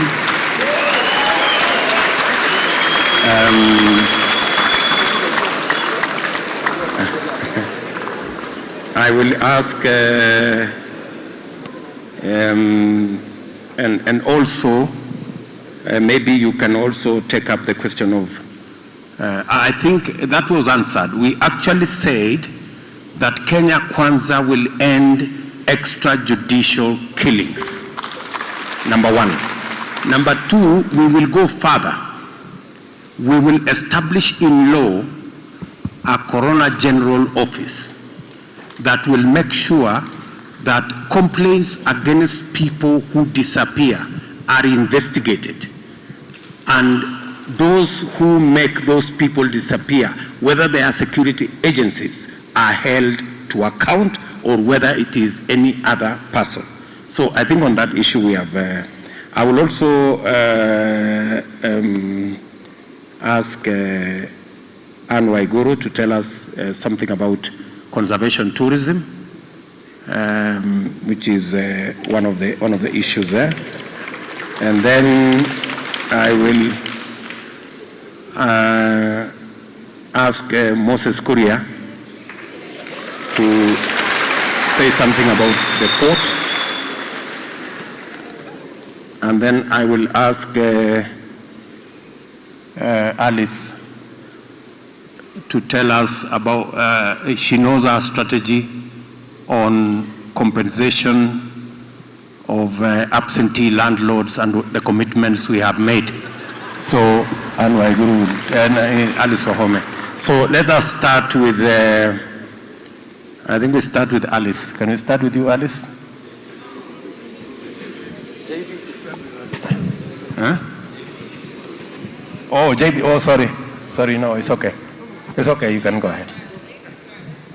Thank you, Your Excellency. On absentee landlords, and there are many, and especially in our coastal regions, and even some areas here in Nairobi and elsewhere, I have interacted with some of our proposals from the regions regarding the subject, and the proposals and solutions also being offered from the people themselves is that the government can take up a very quick, in-depth, detailed audit so that we can establish where these landlords are, if they exist, the amount of land by way of acreage that is held by the so-called absentee landlords, and then the government will take stock of that most of the times the solution given by the people themselves is that the government can buy the land and redistribute to the people at the cost of government, because there is a cost to the land staying idle. We are not farming on it, we are not doing any economic activities on it, and therefore the question of even paying lease fees is not sufficient. We would rather utilize the land. I hope that answers to some extent the question. Thank you. Thank you very much, Alice. So, I think the question has been ably answered by Alice. The commitment we have made as Kenya Kwanza is that we are going to buy 1 million acres of the absentee landlords' farms and make it available for settlement by people who are currently living as squatters. It is not right, 50 years after independence, that we have Kenyans living as squatters. The same way that we did at independence, this is another moment where we are going to spend public resources to buy land and settle Kenyans who are living as squatters. I think that is, with clarity, our intention. And this was brought mainly by the people from the coast region. But I can see it is spread elsewhere. JB Muturi can now respond to the issue of the management of the separation of powers. Thank you very much. Thank you very much, Your Excellency, and for the questioner. I want to begin by saying that Kenya is not unique in practicing a system where there's the executive, the judiciary, and the legislature. But we become unique in how the three arms relate. I want to begin by appreciating the commitment that Kenya Kwanza has made, and we've been through the entire document about this issue of separation of powers. His Excellency has already stated categorically that we'll operationalize the judiciary fund so that the judiciary does not have to keep looking behind their backs to know what decisions to make in which disputes. Indeed, Kenya Kwanza in this manifesto has committed to strengthening the Chapter 15 commissions, both financially and operationally. That speaks to the respect, the high respect that Kenya Kwanza intends to give to the whole gamut of the subject of separation of powers. I'm aware that many people are quite apprehensive, Your Excellency, because the president is elected through a political party and will have members of parliament who, as you have seen, tend to be sometimes swayed to vote in a particular way. But I want to state that the commitment that has been made by His Excellency the Deputy President with regard to operationalization of the independence of various institutions is commitment sufficient enough to ensure that there will be no question of anybody saying that this one is extending their mandate to the functions of the other. But it is also something that we cannot run away from, the fact that His Excellency has a range of policy matters contained in this document, which will require legislation. Legislation will be originated from various government ministries, but it goes to Parliament. His Excellency the President, as we believe is going to be, has committed, it is up to Parliament to go and debate, because the members of his party know the commitments that we have made to the people of Kenya, so that the policies are implemented through legislation. That should not be seen as interfering with the operations of Parliament. Parliament will still have its own way. But remember, whatever laws that Parliament will pass have also to be ascended to be in order to become law by the President. But I want to give a commitment, as His Excellency has stated, that this manifesto, if you read through, you will see the high commitment, the heavy commitment about the rule of law and the separation of powers. Thank you. Thank you very much, JB. Very well put. We are believers in building institutions. Kenya Kwanza does not believe in personality cults. We believe in institutions. We will promote and respect Parliament as an institution. We will promote and respect the judiciary as an institution, because it is only by so doing that we can build institutions strong enough to support the kind of program that we want. And I was once told that the best way to support an institution is to criticize it when it goes wrong. So we will be open to criticism from any quarter. And we will also point out to other institutions when we see they are not doing the right thing. And that is the nature of democracy. But we will ensure that every institution has what it takes to discharge their mandate in accordance with the Constitution.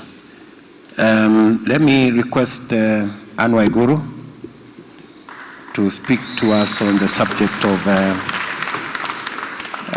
we spoke about tourism and the products we want to change. Maybe you can say something about conservation tourism.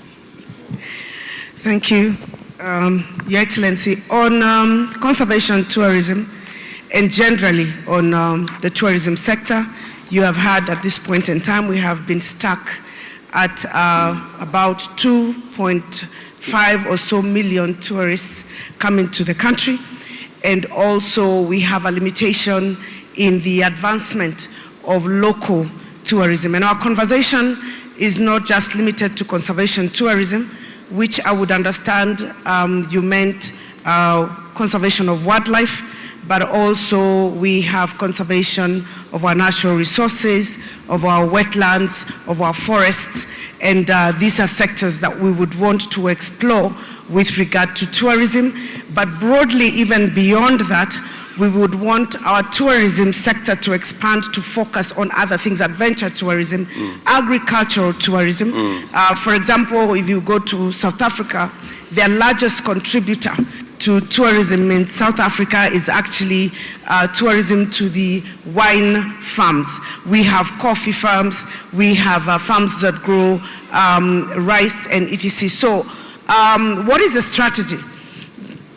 The strategy is to provide incentives that make it possible for people to provide services that will encourage people to go and tour and participate in those areas. Like, for example, in your area where we're talking about the Savo, or if it's the areas where we have wildlife, the government would provide security, ensure that those people who are coming for tourism in that area feel secure enough to go and explore.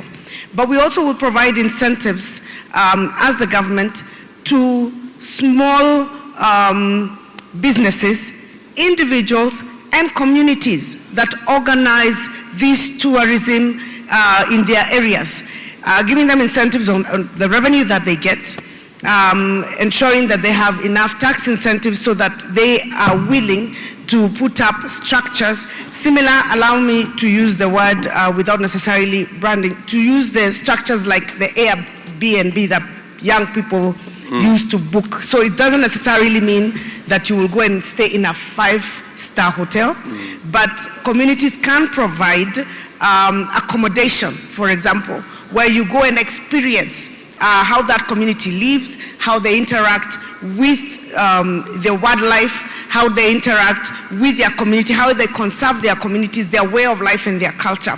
So that incentive structure and ensuring that there is adequate security and also providing incentives so that communities that are not very well off can provide for the middle and lower class to be able also to go for these tourism excursions, so that instead of spending 10,000 shillings a night, we can have groups, whether it's from university, young people, people from our communities leaving our counties and going to, let's say, the county in like Kipia, and the young people are secured, they're assured that the government is providing adequate security when they go, for example, live with the community, camp out there, find these facilities, because there will be internet. Some of the things that this internet is going to help us do is that you will be able, those people will be able to market the services that they provide, so that you know that they exist,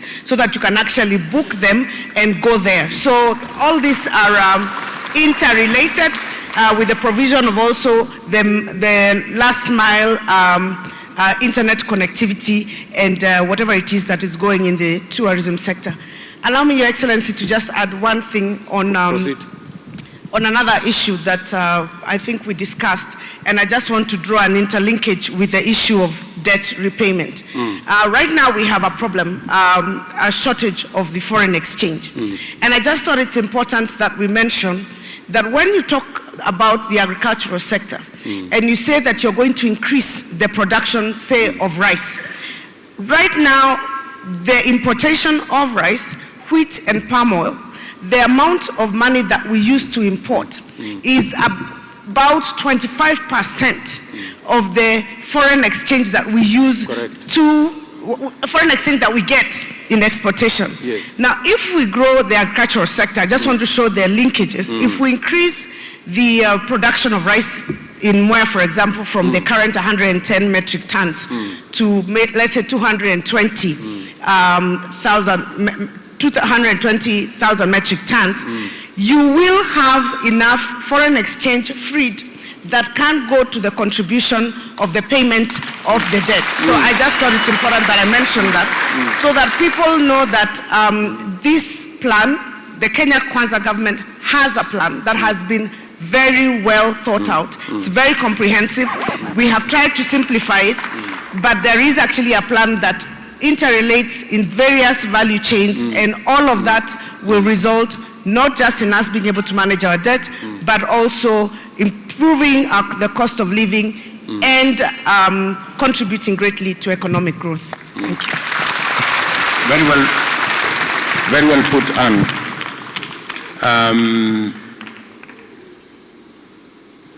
What Anne is saying is we are spending 25 billion shillings to import rice.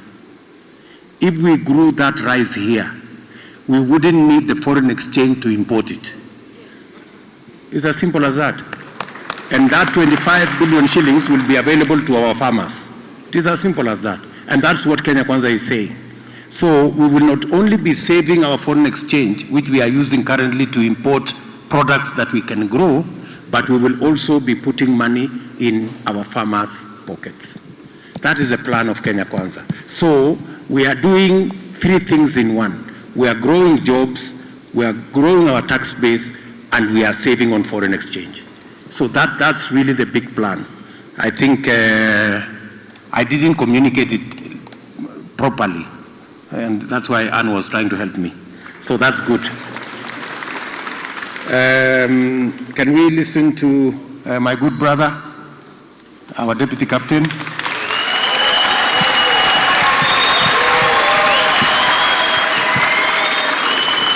You have two issues, the police homicide, and we have security killings. Thank you, Your Excellency. First and foremost is to congratulate you on your very able delivery of our agenda. Umecheza kama wewe.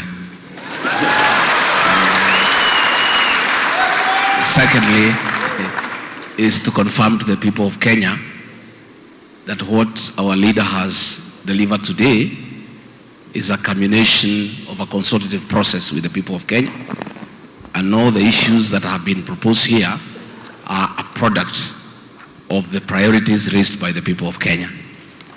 And indeed, even the police interventions is a very wide consultative process with the police, chini ya maji, because if they talk to us in public, they would have been sacked. So all the interventions that have been made here has been a very wide consultative process. We have very serious homicides across the country and security breakdown because, first and foremost, the police service is demoralized. For the last 10 years, nobody has bothered about the police. The last time their allowances and their salaries were reviewed was the time of President Mwai Kibaki. Yet, the cost of living has really hit our police officers to an extent that in the police lines, every month, there are policemen shooting each other or killing themselves because of depression. The policemen, we must empathize with them because they feel very bad because they have been totally misused and nobody has bothered to think about them. Monies meant for criminal intelligence by the DCI has been held at the office of the president by the accounting officer, and this is money that now will be free once we get an accounting officer for the police service, for the National Police Service. They'll have money for criminal intelligence. There is a fund at the office of the president controlled by the accounting officer there. That fund for the last 5 years is what has been diverted to fund the BBI, to fund the Azimio campaign, and build hotels for that accounting officer across the country.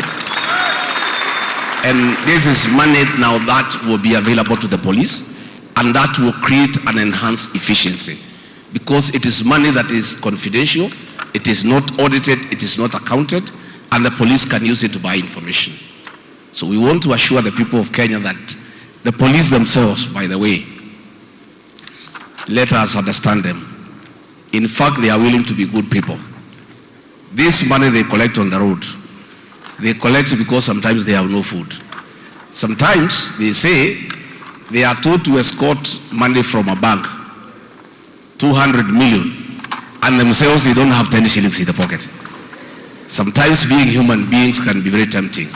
So we are saying that within the first 100 days, we will review their terms of service, pay them well, and in return they have agreed. In return, they have agreed to reciprocate and be good people so that we can have a friendly police service like we have in the first world, where the police protect business, not harass business. We are giving an example, and many people think it's not doable, that in the fullness of time, after we review their terms and we agree with them that they need to change their attitude, that Kenyans are not their enemies, they need to protect them, their life and property. We will reach a situation in a year or so where when the police officers find you at night on your way home, probably you have taken 1 or 2 to try to get some sleep. If they put you in a Land Cruiser, they don't take you to the police station, they take you home to your wife. That is the situation we are looking at. And we want to assure our police officers and the prison warders that their cry has been heard by the Kenya Kwanza principles. And even among the recommendations that shall be implemented is their request that all non-commissioned officers, that is senior sergeant downwards up to the constable, at the age of 50, if they want, they will be allowed to serve in their home counties so that they can prepare for retirement near home. So we are looking at a good situation progressively, where we allow the police to do what they are paid to do, and they are saying, even the police themselves, They feel bad that they have been misused to arrest people who have committed no crime, to plant evidence on people who have done nothing, and they are saying once they get the financial independence, they will be able to operate freely and independently. And finally, on the public service, we want to assure our civil servants across the country, their cry has been heard about career progression, that officers would want career civil servants to rise from the point of entry to the highest level in the civil service, including being the head of the public service. Because they cry that they are demoralized, because they don't grow beyond a certain position. Other people come from the private sector and then they stagnate at certain grades. So we want to assure the public service that your time is now. Work hard, stay focused, and you can grow from an assistant secretary cadet all the way to a principal secretary. You can grow from an accountant to the accountant general. You can grow from an assistant engineer to the chief engineer roles. So once that is settled, I think our public service will be well motivated and their morale will be boosted and we'll have productivity for the people of Kenya. And we are asking the public service that the people of Kenya want less and less government in people's lives and more services to the people of Kenya. Thank you, Your Excellency. Thank you very much.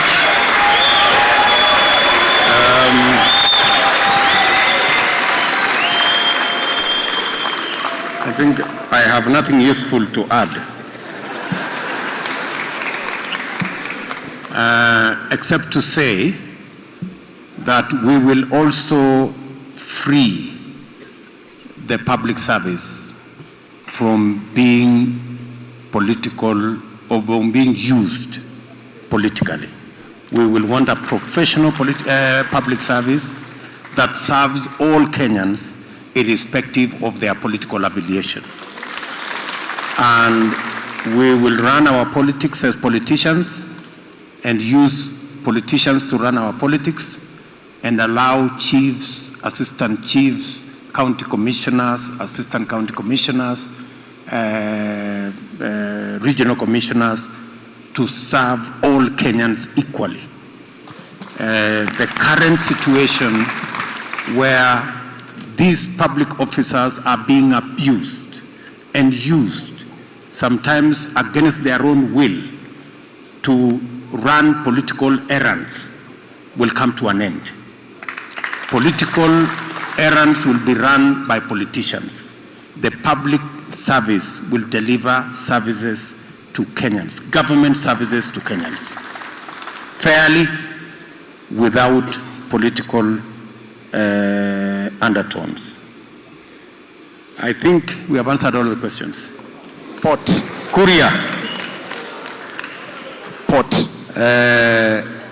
About the port.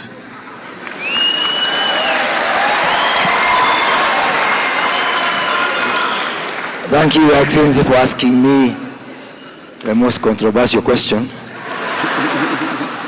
But I'm sure you have asked me because you are aware that I was fired as a vice chair of the transport committee because of asking questions. Yeah, I knew you were in the transport committee, so you are the most to our transport and infrastructure sector, which is one of the sectors that has been bedeviled by an animal known as state capture. It started with the takeover of our ports, berths number 20 and 21 in the port of Mombasa, and giving it to a foreign company by the name of Mediterranean Shipping Company. We were promised that we will get 10,000 seafarers trained and hired by that company. After it was given away, not a single job, not a single Kenyan has been hired for these jobs.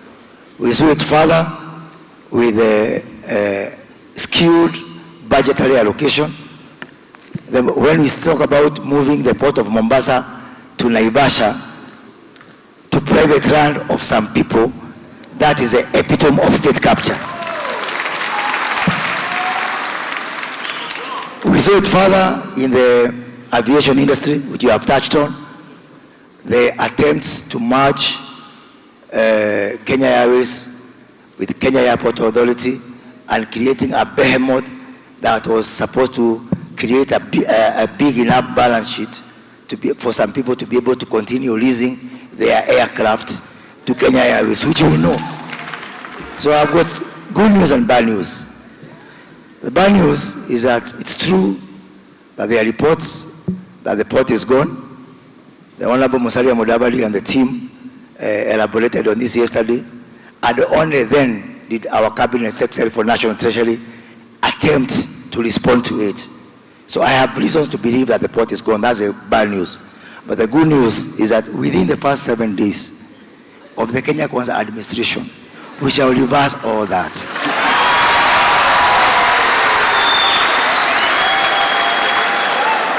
And we shall institute investigations into all the market deals, including registering companies abroad and pretending that they are foreign owned.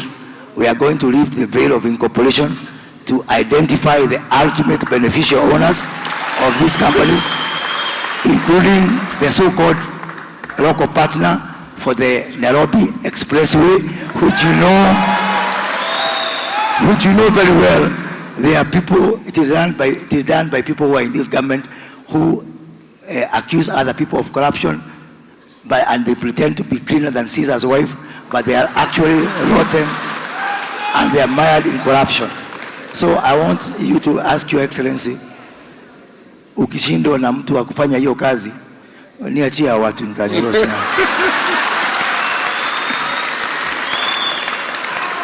And let me touch on something that slightly unrelated. Somebody asked about the Hustlers Fund, which is very close to my heart. And somebody asked whether this fund is going to be available for people in Northeastern and our Muslim brothers. Within the Kenya Kwanza team, economic team, we've got a certain experts, one with 20 years local and international experience on banking matters and financial matters, and two, who is also an expert in Islamic banking, who is going to work to ensure that even our Muslim brothers access this fund. And that gentleman is known as Moses Kuria. Thank you very much.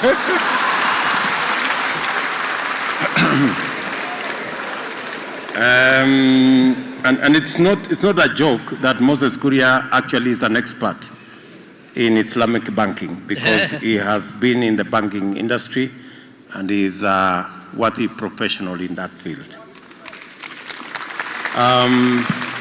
So I think we have made we have answered all the questions. We have already committed ourselves to ensuring that all the port operations that were removed from Mombasa on day one, we are going to reverse and make sure all port operations go back to Mombasa. That commitment we have already made. Thank you very much, Your Excellency. The questions still won't stop coming, but I think we have to come to bring this to a close. And we should have, I think, the next few days to read the manifesto, then ask more questions from an informed position. Okay? But there's still one, I'll just ask. It's okay, it's okay. I'll just ask three more burning questions. One from there. Good evening. Good evening, Your Excellency. My name is George Mwangi. I'm a freelance photojournalist based here in Nairobi. My question is, what's your plan for the film sector and filmmakers as a whole? Okay. Your Excellency, if you allow me, I'll follow up with two more. One from a lady up here who says, you mentioned of the plan to organize the big percentage of the uncollected plastic waste. My question is, what project will Kenya Kwanza bring to make use of all this plastic waste?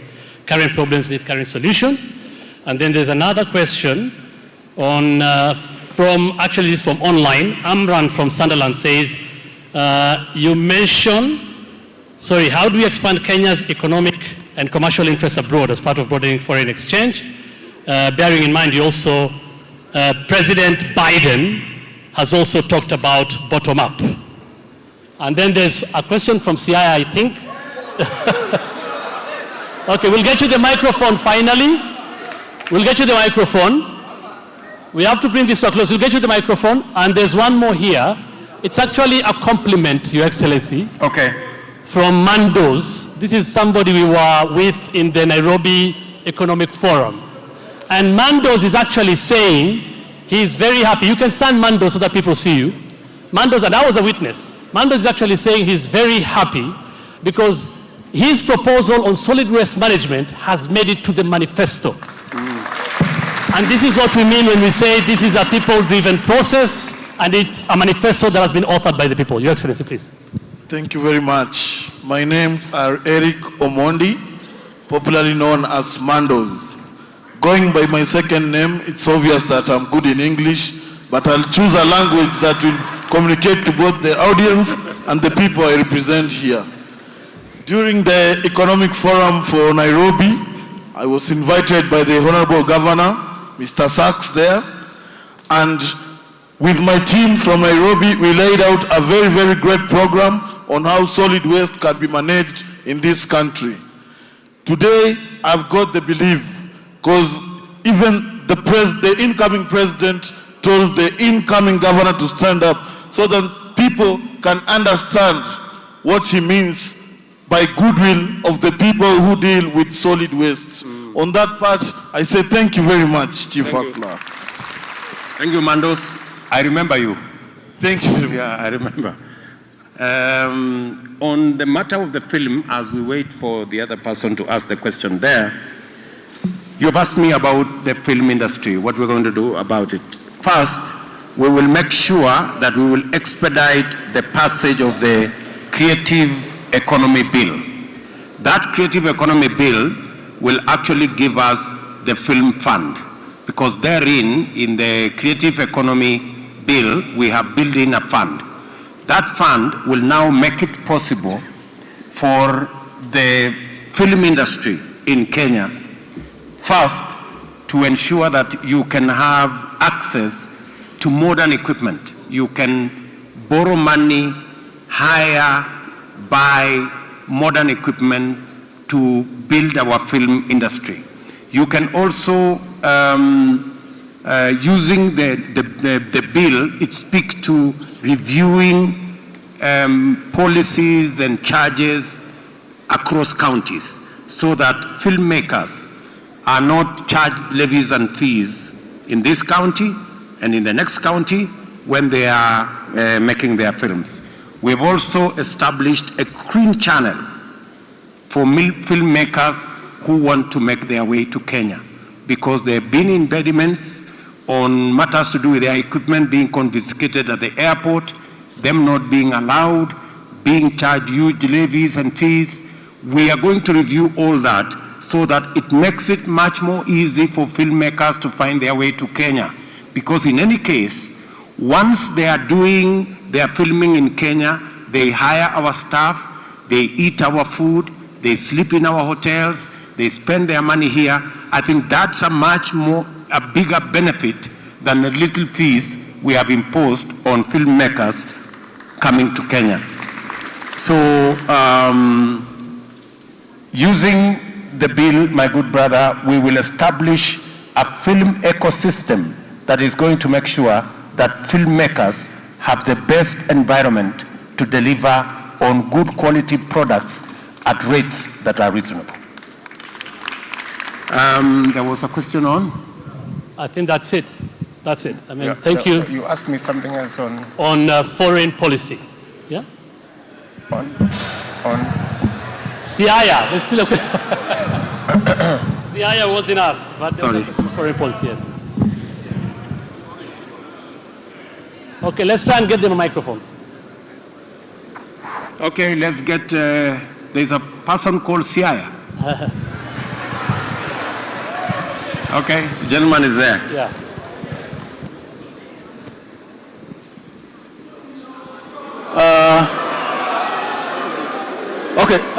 Mr. Hussein, I want to appreciate you and His Excellency the President. I'm Vitalis Ochieng. I'm from Ahero, a candidate for Ahero Ward, Nyando constituency, Kisumu County. I just had one concern over the production of agriculture. For one, in Kisumu or in Nyando, we are dying. One, we are having factories, sugar factories like Chemelil. We have Moroni and Miwani, which died long ago. I would wish to request or ask if what plan as the Kenya Kwanza we have for these factories, because the life is terrible. Even if somebody may think that Kisumu is okay, but Kisumu is no more. Thank you. Thank you very much for your question. Asante sana. Baba, mimi kwa majina naitwa Bernard Odinga, mimi ni candidate huko Rarieda constituency. Na mimi ni mvuvi pia. Sisi kazi yetu ni kufua samaki baba. Kwa ajenda zako hatujasikia tutapata usaidizi namna gani kule Siaya. Kwa sababu kwa sababu baba, unaona mambo ya lake. Sisi tunateswa kule vibaya sana na watu wa Uganda. Hatuna security. Katika serikali yetu hii ya Kenya Kwanza tutapata usaidizi namna gani baba? Baba, jambo la pili.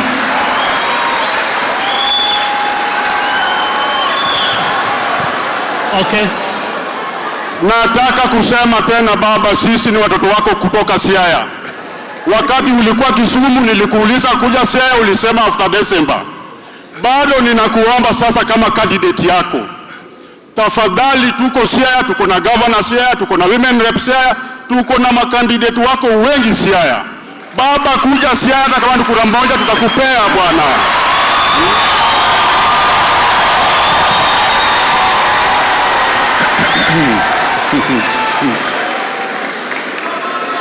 Thank you very much, my good brother.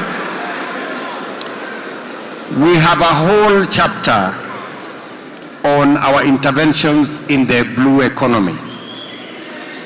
And the blue economy, we are, number one, we are establishing the whole blue economy ecosystem.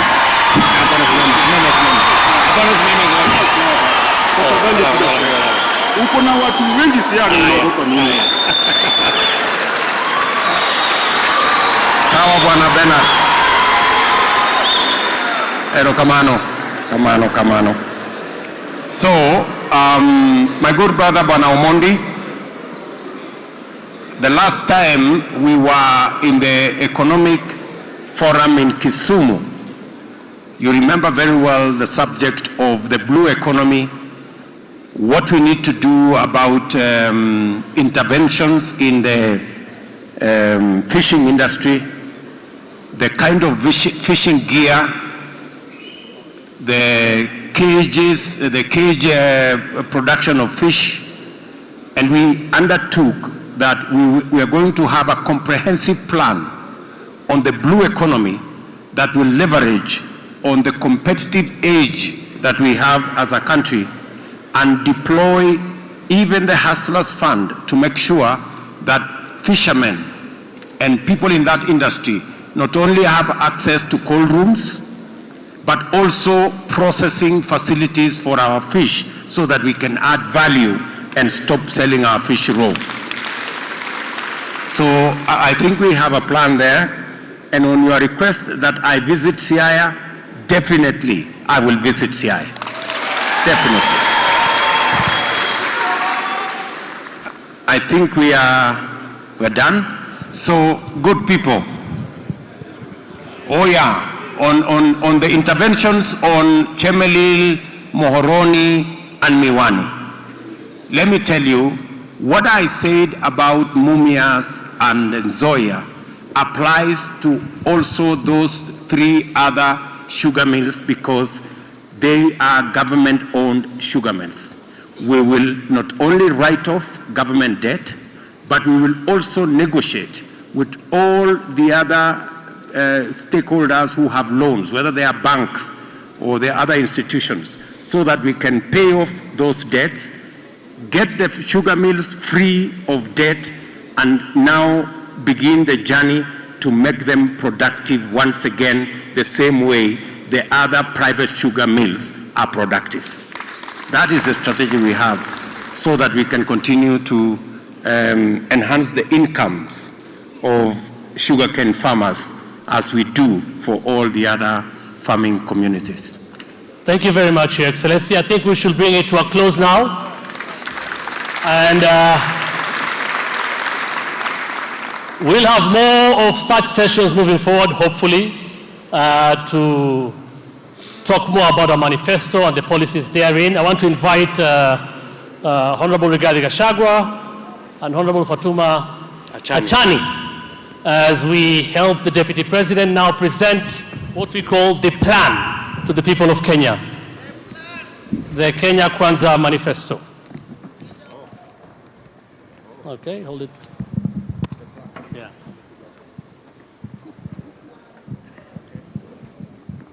A round of applause.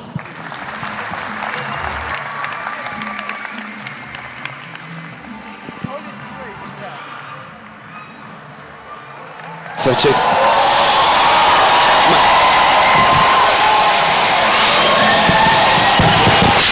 Yes, hello, sound check. Yes. Wapi makofi na vigelegele. All right, ladies and gentlemen. That is the Kenya Kwanza Manifesto on behalf of the all Kenyans. And the manifesto is being presented to the people. Some of the people that participated in the bottom-up forums, the hustlers. We have Shosho Elizabeth and Saruni.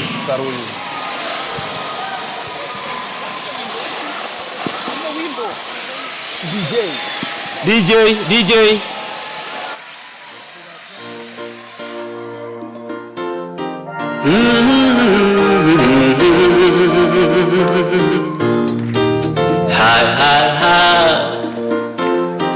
Tumeuona mkono wake Bwana.